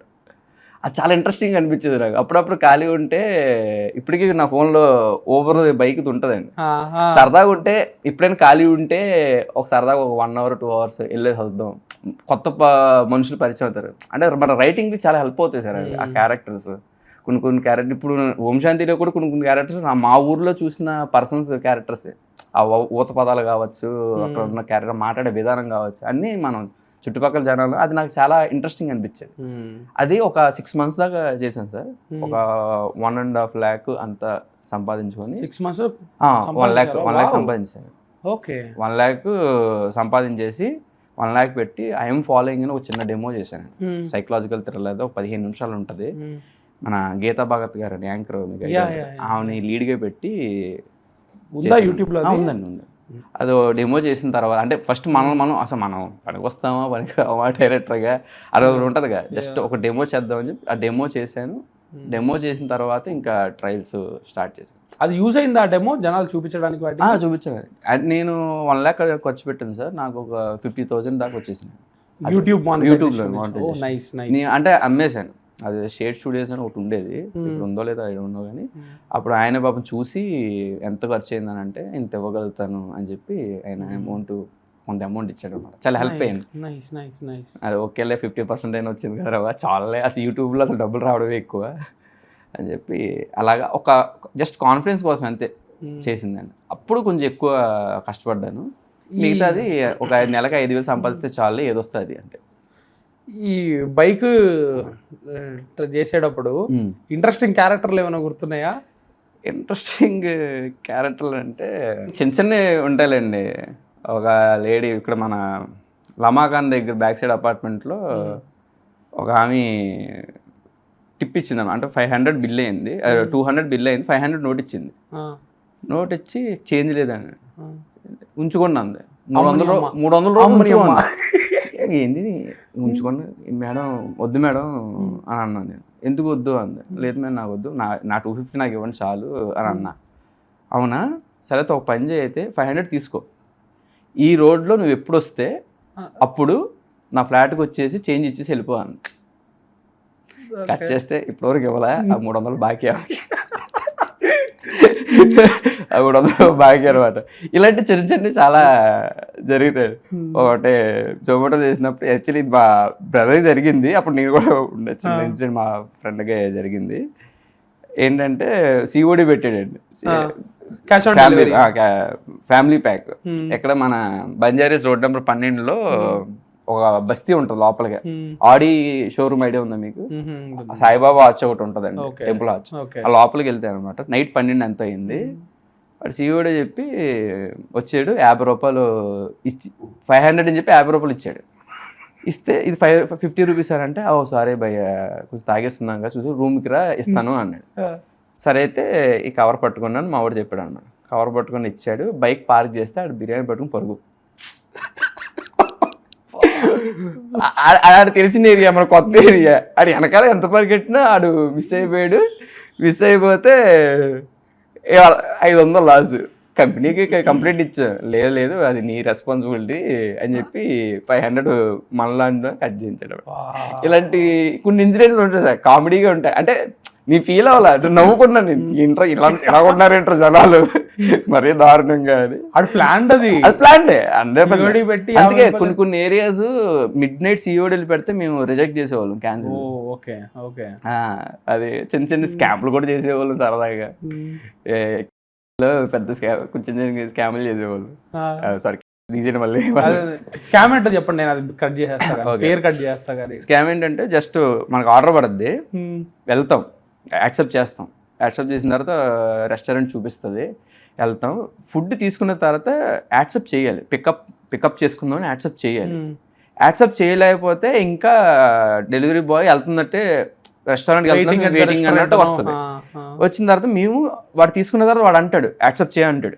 కొంతమంది చూపించమంటారు, కొంతమంది యాక్సెప్ట్ చెప్పేస్తారు, వదిలేస్తాం అనమాట. మేము ఏం చేసామని యాక్సెప్ట్ చేసేవాళ్ళం కాదు. ఫుడ్ తీసుకొని యాక్సెప్ట్ చేయకుండా ఓ 2 అడుగులు ముందుకు వచ్చి ఆర్డర్ క్యాన్సిల్ చేసేవాడిని బికాస్ ఆఫ్ టైర్ పంచరో లేకపోతే ఏదో ఆర్డర్ చేసేవాడు. అలా చేసినప్పుడు ఆ ఫుడ్ మనకు ఉంటుంది, ఆ ఆర్డర్ వేరే వాడికి ఇస్తాడు, అసైన్ చేస్తాడు. వాడు యాజ్ ఇంకో వచ్చింది కదా అని చెప్పి వాడు సేమ్ అదే ఆర్డర్ మళ్ళీ రెస్టారెంట్ వాడు ఇస్తాడు, అది తీసుకెళ్ళి కస్టమర్కి ఇచ్చేస్తాడు. ఇక్కడ లాస్ అయ్యేది ఎవరంటే పాపం రెస్టారెంట్ వాడే లాస్ అవుతాడు. ఏంటంటే KFC తిని ఛానల్ అయింది, అది తినలేదు, చల్లే వేద్దాం అని చెప్పి అలా చిన్న చిన్న స్కామ్లు చేసేవాళ్ళం అనమాట. ఇలాంటివి చిన్న చిన్నవి ఉంటాయి సార్, అలాగా చేసేవాళ్ళం. అది కొన్నాళ్ళు జస్ట్ డెమో కోసమే చేసుండే, డెమో చేసేసాం, మనం సాటిస్ఫై అయిపోయాం. మళ్ళీ ఇంకా జోలికి వెళ్ళా, అదొక ప్రపంచం సార్. అంటే మనీ రుచి తెలిస్తే, అంటే ఇన్కమ్ ఎక్కువ వస్తుంది, రోజు ఒక 1000 రూపాయలు అంతా సంపాదించేవాడిని. అన్ని బైక్ పెట్రోల్ పోగు. ఫ్రైడే సాటర్డే సండే వచ్చిందని అంటే ఇన్సెంటివ్స్ ఇచ్చేవారు. అంటే 21 ట్రిపుల్ చేస్తే ఆర్డర్స్ చేస్తే ఎంత ఇన్సెంటివ్, అవి పెట్రోల్కి సరిపోయేవి. మిగతా అమౌంట్ 1400 1800 36 ఆర్డర్ చేస్తే 2100 వచ్చేది. పీక్ ఎంత చేస్తుంటారు మీరు? 2100, 36 ఆర్డర్లు రోజుకి. ఓకే. అంటే బ్రేక్ఫాస్ట్, లంచ్, డిన్నర్ ఇంకేం ఉండదు కాదు, అన్ని 3 కొట్టుడే. ఇంక ఫుడ్ మనం తిన, బయట ఏదైనా చాయ్ సమోసా తినేసి కొట్టు, అంతే. అంటే ఒకటే టార్గెట్ సార్, 1,00,000 రూపాయలు సంపాదించాలా, డెమో తీయాలా, అంతే. ఆ విషయంలో నో కాంప్రమైజ్. అలా చేశాను, తీసేసాను, డెమో తీసేసాను, రిలీజ్ చేసేసాను. దాని తర్వాత మళ్ళీ ప్రయత్నాలు. అదే టైంలో పెట్టుకథలో వచ్చింది. పెట్టుకథల తర్వాత ఇమ్మీడియట్లీ నందుది స్టార్ట్ అయింది. నందుది ఇంకా జర్నీ ఇంకా అలాగా 35 జర్నీ అయిపోయింది. ఇప్పుడు ఓం శాంతి. ఈ సినిమా ఓకే అయిన రోజు గుర్తుందా? ఇది ఓం శాంతి అండి. 24 జనవరి 26 మధ్యాహ్నం 12 గంటల 12 నిమిషాలకి నా సృజన్ గారు ఫోన్ చేసి ఆఫర్ ఇచ్చారు. నా బాగా గుర్తు. నా లైఫ్లో ఫోన్లో ఇలాగా ఫస్ట్ క్వశ్చన్ ఏంటంటే, సజన్ నాకు ఎందుకు స్టోరీస్ చెప్పలేదు నువ్వు అని అన్నాడు. అంటే నా కథ ఎందుకు చెప్పలేదు, నీ ట్రయల్స్ ఏం చేయట్లేదా నువ్వు అని అంటే, నేను అన్నాను సార్ రిలీజ్ అయిన తర్వాత చెప్దామని అనుకుంటున్నాను సార్ ఇలాగా అని అంటే, ఒక ఆఫర్ ఉంది చేస్తావా, నువ్వు చేస్తానంటే బలవంతమే లేదని. ఇలాగా తరుణ్ భాస్కర్ వేశారబ్బా, ఇలాగ ఓం శాంతి, ఇలాగ ఒక సినిమా ఉంది రీమేక్, ఇలాగ చేస్తామంటే ఆలోచించడానికి ఏం లేదండి, ఎస్ అలా మీరే నాకు అంత గ్యాప్ ఇవ్వకండి, ఎస్ చేసేస్తా అసలు మీరు. ఒక చిన్న కండిషన్ చెప్పి సార్, చిన్న కండిషన్ కదా, చిన్న రిక్వెస్ట్ ఏంటంటే, నీ స్టోరీ చేంజ్ చేసుకుంటాను సార్, నాకు కొన్ని ఉన్నాయి సినిమాలు, నేను యాక్చువల్గా సినిమా చూసా, అప్పటికి చూస్తున్నారా? నేను థియేటర్లో చూసానండి. అప్పుడు యాట్రియం మాల్ అప్పుడే ఓపెన్ అనుకుంటాను, 22 నవంబర్లో ఎప్పుడు రిలీజ్ అయింది. అదే అప్పుడు యాట్రియం ఓన్లీ థియేటర్స్ ఓపెన్ చేశాడు అనమాట. నేను చూశాను అనమాట. అప్పుడు చూసినప్పుడు ఓకే మంచి cinema, good film, after Covid జనాలు కరువులో ఉన్నారు, జబర్దస్త్గా చూశానండి. చాలా 70s ఇయర్ అంత సార్ సినిమా, అప్పట్లో హ్యూజ్ బ్లాక్ బస్టర్ కేరళలో. మలయాళంలో చూశానండి సినిమా నేను. నాకు తెలుగు అసలు ఉందని నాకు తెలియదు, తెలుగులో థియేటర్లో రిలీజ్ చేయాలి, ఓటీటీలో మాత్రమే తెలుగులో పెట్టారు అది. అప్పుడు థియేటర్లో రిలీజ్ లేదు, లేదు ఓన్లీ మలయాళం. అది కూడా ప్రసాద్స్ ఇలా యాట్రియం మాల్ పీవీఆర్లోనే చేశారు. అది కొన్ని ఒక 5-6 స్క్రీన్స్ అంతే. అలాగా ఒరిజినల్ చూశాను. చూసిన తర్వాత కొన్ని చేంజెస్ చేసుకుంటాను సార్, బ్యాక్ డ్రాప్ కొన్ని నాకు ఉన్నాయి పర్సనల్గా. నాకు ఒక రోజు టైం ఇవ్వండి, మరుసటి రోజు మీకు చెప్తానండి. జస్ట్ ఒక 2 డేస్లో ఏమేం చేంజెస్ చేయాలనుకుంటున్నాను చెప్పేసిన తర్వాత రైటింగ్ మీద కూర్చున్నాను అనమాట. ఏమేం చేంజెస్ లైక్ అంటే అలా కాదు కానివ్వండి, అంటే నేను జనాలు యాక్సెప్ట్ చేసేసారు, సోపరేట్ విషయం పక్కన పెడితే పర్సనల్గా నాకు సెకండ్ హాఫ్లో కొంచెం లెంత్ ఇష్యూ ఉంది సార్ నాకు ఒరిజినల్ చూసినప్పుడు. అంటే డ్రామా అని చెప్పిందే చెప్పడం కొంచెం రిపీట్గా అనిపించిండే అనమాట. సో దీన్ని కట్ చేద్దాం. క్యారెక్టరేషన్ ఆర్క్ సార్, దర్శన గారిది క్యారెక్టరేషన్ ఆర్క్, అంటే ఆ క్యారెక్టర్ అది చేంజ్ చేయాలని అనుకున్నాను నేను. అంటే మనకు తగ్గట్టుగా ఇలా ఉంటే బాగుంటుంది అని అనిపించింది. కొన్ని క్యారెక్టరేషన్ ఆర్క్, కొన్ని కొత్త సీన్లు. అంటే అందరూ చెడ్డోళ్ళుగా ఉంటారు, అంటే ఫీమేల్ ప్రొటాగనిస్ట్ ఎవరైతే ఉన్నారో అందరూ యాంటీగానే ఉంటారు. ప్రతి క్యారెక్టర్ పేరెంట్స్ కూడా యాంటీగానే ఉంటారు, అందరూ యాంటీగానే ఉంటారు. ఏదో ఒక క్యారెక్టర్ చేంజ్ అయితే ఎలా ఉంటుంది, చేంజ్ అయితే ఎలా ఉంటుంది, అలాంటి కొన్ని నోట్స్ పాయింట్స్ ఉన్నాయండి నాకు. ఫస్ట్ చూసినప్పుడు కూడా అనిపించుండే నాకు. అప్పుడు అవన్నీ చేంజెస్ పట్టుకొని ఇలా చేద్దాం అనుకుంటున్నాను sir. My is a team మన డిస్కషన్లో. ఇప్పుడు శివ గారు, నందు అండ్ ప్రతాప్ అని మా ఫస్ట్ ఏడి వాడు, మీ ముగ్గురు నాతో నలుగురు కూర్చొని శివ మీ బ్రదర్ కజినా? కాదండి, శివ గారు అని ఇప్పుడు ఆయన కో డైరెక్టర్గా ఫస్ట్ ఎయిడ్కి చాలా సినిమాలు చేస్తున్నారు. ఈజ్ రైటర్, అప్కమింగ్ ఈ సంవత్సరంలో ఆయన డైరెక్టర్ అయిపోతారు. సో మీ అందరూ రైటింగ్లో కూర్చోం. యాక్చువల్లీ శివ, నేను, నందు 35 రైటింగ్ టీంలో ఉండే అనమాట. కొద్దిగా నేను 35 రైటింగ్ పెద్ద ఎక్కువ, శివ గారు ఎక్కువ పార్టిసిపేట్ చేశారు. అలాగా మేము అందరం రైటింగ్లో కూర్చొని ఏ చేంజెస్ చేద్దాం, ఏంటి back drop, Godavari back drop చేద్దాం, మనకి ఆయువు పట్టది, మన ప్రాంతం ఖచ్చితంగా అని చెప్పి అలాగా చేంజెస్ అన్నీ రాసుకొని సృజన గారికి చెప్పిన తర్వాత చాలా బాగుంది, బాగా వర్కౌట్ అవుద్ది అనిపించింది. నీ టాస్క్ ఏంటంటే తరుణాన్ని ఏషా గారికి నువ్వు చెప్పి ఒప్పించుకో, యు ఆర్ ద డైరెక్టర్ అని. ఆఫర్ వచ్చింది, చేద్దాం. మరి యాక్టర్స్ కూడా మనం ఏం చేంజెస్ చేస్తున్నాం, కథ అంతా నచ్చాలి కదా అన్నప్పుడు ఫస్ట్ టైం అప్పుడు తరుణాన్ని కలిశాను. అప్పటి వరకు కలవాల, చూశాను కానీ దూరం నుంచి. ఇప్పుడు మాట్లాడాలి, అదే ఫస్ట్ టైం మాట్లాడినప్పుడు కథ అంతా ఫస్ట్ హాఫ్ నేరేషన్ చెప్పంగానే మనవాడికి అర్థమైపోయింది. ఓకే, కొత్త ఫ్రెష్గా అనిపిస్తుంది, డన్ చేద్దాం, డార్లింగ్ బాగుంది, నాకు ప్రీ ప్రొడక్షన్ కొంచెం టైం తీసుకో. యాక్చువల్ నాకు అప్పుడు 40 డేస్ ఇచ్చారు ప్రీ ప్రొడక్షన్, టైం లేదు, డేట్స్ కొంచెం క్లాష్ ఉన్నాయని. అంటే అప్పుడు మరి ధర్నాన్న ఏం కంగారు లేదు, అవసరమైతే 1 month కాదు అని చెప్పి 2 months ప్రెప్ చేసుకొని మంచిగా రైటింగ్ ఫ్రెష్గా, ప్రతి సీను ఫ్రెష్గా రాయాలి అనేది ఇంటెన్షన్తో ప్రతి సీను ఫ్రెష్గానే రాసి మొత్తం 2 months with script prep finish చేసి April 12th షూట్కి వెళ్ళిపోయాం.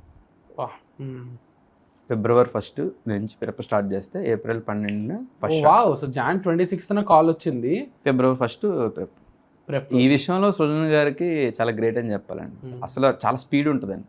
షూట్ కూడా విత్ ఇన్ 3 months స్పాన్లో చేసాం. లాస్ట్ వర్కింగ్ డే మాత్రం మనం సెప్టెంబర్లో చేసాం. ప్యాచ్ కాదు, జస్ట్ షూటే. అదే చిన్న ఫైట్ సీక్వెన్స్ షూట్ చేసాం. ఇప్పుడు రీమేక్ అంటేనే అన్ఫార్చునేట్లీ ఒక రకమైన నెగిటివిటీ ఉంటుంది. ఎందుకంటే ఎంత ఇష్టమైన సినిమా అయినప్పటికీ ఎందుకు తెలిసిన కథను మళ్ళీ చూడాలి, అది కూడా మనీ పెట్టి అనే ఒక థాట్ ఉంది జనాల మైండ్స్లో. దానికి ఏం చెప్తారు సార్? తెలిసిన కథ అంటే ఇప్పుడు చాలా సినిమాలు మనకి మేము యాక్చువల్లీ జెన్యున్గానే చెప్పి చేస్తున్నాం సార్. కొన్ని చెప్పకుండా ఫ్రీ మేక్లు అన్నీ చాలా జరుగుతాయి. తెలిసిన కథ అనడం కంటే కూడా ఈ కథ చెప్తే బాగుంటుందని అనిపించింది జనరల్, అంటే ప్రొడక్షన్ వాళ్ళకి. ఏంటంటే కథ అంటే బేసికలీ సృజన్ గారు మైండ్ సెట్ కూడా ఎలా ఉంటుంది అని అంటే, చాలా ఆయన పెట్టిన రేటుకి వేరే సినిమాలు కూడా కొనవచ్చు. ఇది కమర్షియల్ ఫిలిమ్స్ రీమేక్ రైట్స్ తీసుకోవచ్చు. అంటే డబ్బు సంపాదించాలి, దీన్ని పెట్టుకొని ఒక మంచి హీరోని పెట్టుకొని ఈ కథని తీస్తే ఇవి వర్కౌట్. మన తెలుగులో చాలా అలాగే చేసినవి ఉన్నాయి. సో ఈ కథ బాగుంటుంది. మనకి ఇది ఏంటంటే యూనివర్సల్ థీమ్ అంటారు చూసారు, ఈ సబ్జెక్ట్ యూనివర్సల్, అంటే ఏ లాంగ్వేజ్లో తీసినా వర్కౌట్. ఎందుకంటే ప్రతి క్యారెక్టర్ మన ప్రాంతంలో ఉన్నవాళ్ళు, మన ఇంటి పక్కన ఉన్న వాళ్ళే, ఒక వైఫ్ అండ్ హస్బెండ్ క్యారెక్టరేషన్ అన్నీ మనం చూసే ఉంటాం. అంటే యూనివర్సల్ పాయింట్స్ లాగా అనిపించింది. బట్ నాకు కూడా అది ఛాలెంజింగ్ అనిపించింది. అది నేను ఒక కథగా చూశాను సార్. ఫస్ట్ ఆఫ్ ఆల్ ఏంటంటే, ఇప్పుడు ఫర్ ఎగ్జాంపుల్ ఒకప్పుడు మనకు ఎలా ఉండేదని అంటే, కథ ఒకరు రాసేవాళ్ళు, డైలాగులు ఒకరు రాసేవాళ్ళు, డైరెక్షన్ ఒకలా చేసేవాళ్ళు అనమాట. సో అది మనం ఒక కథ తీసుకున్నాం, ఆల్రెడీ చేసుండొచ్చు. ఇక్కడ ఏంటంటే మనం అవేమీ ఆ షూట్ కానీ అవి కానీ మనం ఏమి యూజ్ చేయట్లేదు మన సినిమాలో, అంతా ఫ్రెష్గా చేస్తున్నాం. అంటే ఒక విపిన్ దాస్ అనే పర్సన్ కథ తీసుకున్నాం, మనం డబ్బులు పెట్టి కొనుక్కున్నాము. ఇక్కడ మనం కంప్లీట్ ప్యూర్ తెలుగు, మన తెలుగులో కొత్త ఆర్టిస్టులను పెట్టి చేస్తున్నాము అని ఒక ఆ ఫీలింగ్లోనే నేను ఉన్నాను. అంటే ఆల్రెడీ తెలుగులో ఉండొచ్చు హాట్ స్టార్లు, పాపం అది కొనే టయానికి తెలుగులో లేకుండా అది నిజంగా మైనస్ ట్రై చేసి బట్ వర్కౌట్ అవ్వలేదు సార్. అది ఎందుకంటే అది కొంచెం కార్పొరేట్ మనకు వర్కౌట్ అవ్వాల. బట్ అదొక్కటి తెలుగులో ఉందన్న విషయం పక్కన పెడితే ఎవ్రీది ఫ్రెష్గానే చేసాం, ఒక ఫ్రెష్ కథే. ఒకప్పుడు ఇప్పుడు ఫర్ ఎగ్జాంపుల్ సార్, మన రిలీజ్లు వస్తున్నాయి. ఒక రిలీజ్ సినిమా, మనకి ఇష్టమైన హీరో సినిమా రిలీజ్ అవుతున్నాయి. ఆ సినిమాని మనం ఆల్రెడీ తెలుగులో తీసిందే, తెలుగులోనే ఒక 100 సార్లు చూసి మన థియేటర్కి వెళ్ళి ఒక రిలీజ్ అనే ఒక సెలబ్రేషన్ పెట్టుకొని మనం చూస్తున్నాం. అంటే అక్కడ ఎవరికి ప్రాబ్లం రావట్లే. అంటే నేను ఆడియన్స్ని తప్పమట్లేదు. కొంతమంది పీపుల్స్ ఎవరైతే కామెంట్స్ కింద పెడుతున్నారో అది ఎందుకు కామెంట్ అంటే వాడికి ఒక అచీవ్మెంట్లో ఫీల్ అవుతున్నాడు, నేను కనిపెట్టేసాను ఈ సినిమా. నేను వాళ్ళు ఏం కనిపెట్టలే, మేము అఫీషియల్గా అనౌన్స్మెంట్ ఇచ్చాం. సో ఎందుకు ఉన్న సినిమా ఎందుకు చూస్తున్నాం. అలాగే రిలీజ్ విషయంలో మాత్రం ఆ ఫీలింగ్ ఉండదు ఎవరికి. అంటే అది ఒక సెలబ్రేషన్లో ఫీల్ అవుతున్నారు ఇష్టమైన హీరో కాబట్టి. ఒక రీమేక్ విషయం వచ్చేసరికి ఒక నెగిటివిటీ అనేది ఎందుకు చూస్తున్నారో నాకు ఒక పెద్ద క్వశ్చన్ మార్కే. ఎందుకనంటే ఇప్పుడు అంటే టార్గెట్ కంప్లీట్ ఫిలిం చేస్తున్నారు సార్. నా బాధ ఏంటంటే ఈ కామెంట్స్ వచ్చినప్పుడు ఇది రీమేక్ సినిమాకి ఎందుకు చూస్తున్నారు అని.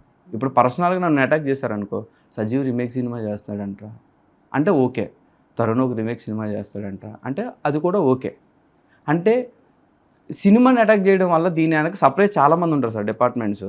దానివల్ల ఇప్పుడు ప్రొడ్యూసరే ఫస్ట్ ఎఫెండ్ అవుతారు, అది పాపం ఎఫెండ్ అవుతారు, నష్టపోతారు అనేది. అది నాకు అది అర్థం కాదు. బట్ ఏంటంటే ఒక వే ఆఫ్ ఎంటర్టైన్మెంట్లో ఈ సినిమాని ఖచ్చితంగా రీమేక్ ఫీల్ లేకుండా చేయాలని ఫస్ట్ ఇంటెన్షన్ నాకు ఉంది సార్. నేను అలాగే చేశాను. ఖచ్చితంగా రేపు అన్న రోజున ఆడియన్స్కి నేను ఒకటే చెప్తా, ఆ ముందు రోజు జై జై జై చూసి రండి అవసరమైతే.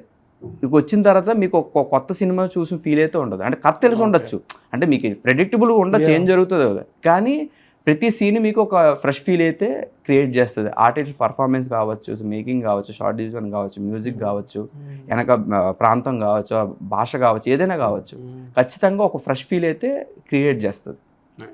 అది అంటే నేను రీమేక్ చేస్తున్నాను అనేది నేనైతే ఎప్పుడు ఫీల్ అవ్వలేదు సార్. అంటే నేను రీమేక్ సినిమాలకి నేను వ్యతిరేకం కాదు, అలాగని నేను ఎక్కువ సపోర్టు నేను చేయను.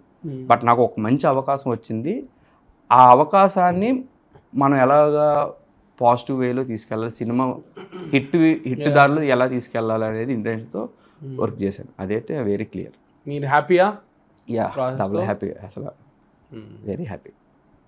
బాగా వచ్చింది. అందరూ అంటే ఫస్ట్ అందరూ చూశారు సినిమా, అంటే క్యాస్ట్ అండ్ క్రూ అంతా చూశారు. చూసి అందరికీ చాలా పాజిటివ్గా అనిపించింది. చూడని వాళ్ళకి బాగా నచ్చింది, ఒరిజినల్ చూడని వాళ్ళకి ఇంకా బాగా నచ్చింది, చూసిన వాళ్ళకి ఒక ఫ్రెష్ ఫీల్ అయితే ఉంది అనేది ఖచ్చితంగా డ్యామ్ షూర్గా చెప్పచ్చు. Super, all the very best. Thank you. First cinema, let's hope it's a start. ఇక్కడి నుంచి మీకు చెప్పాలనుకున్న కథలు కూడా ఎన్నో ఉంటాయి కదా, ఖచ్చితంగా. సో అవి కూడా చెప్పడానికి మీకు మంచి స్పేస్ దొరుకుతుందని కోరుకుంటూ, thank you. 23rd cinema release అవుతుంది, మంచి సక్సెస్ అవుతుందని కోరుకుంటూ thank you so much. First of all మీకు కూడా థ్యాంక్ యూ, నన్ను యాక్సెప్ట్ చేసి ఇంటర్వ్యూ. అయ్యో, ఇది నాకు చాలా ఇష్టం ఈ ఇంటర్వ్యూ. సో థ్యాంక్ యూ, ఇంత బాగా షేర్ చేసుకున్నదాన్నిటికి thank you so much. Thank you sir.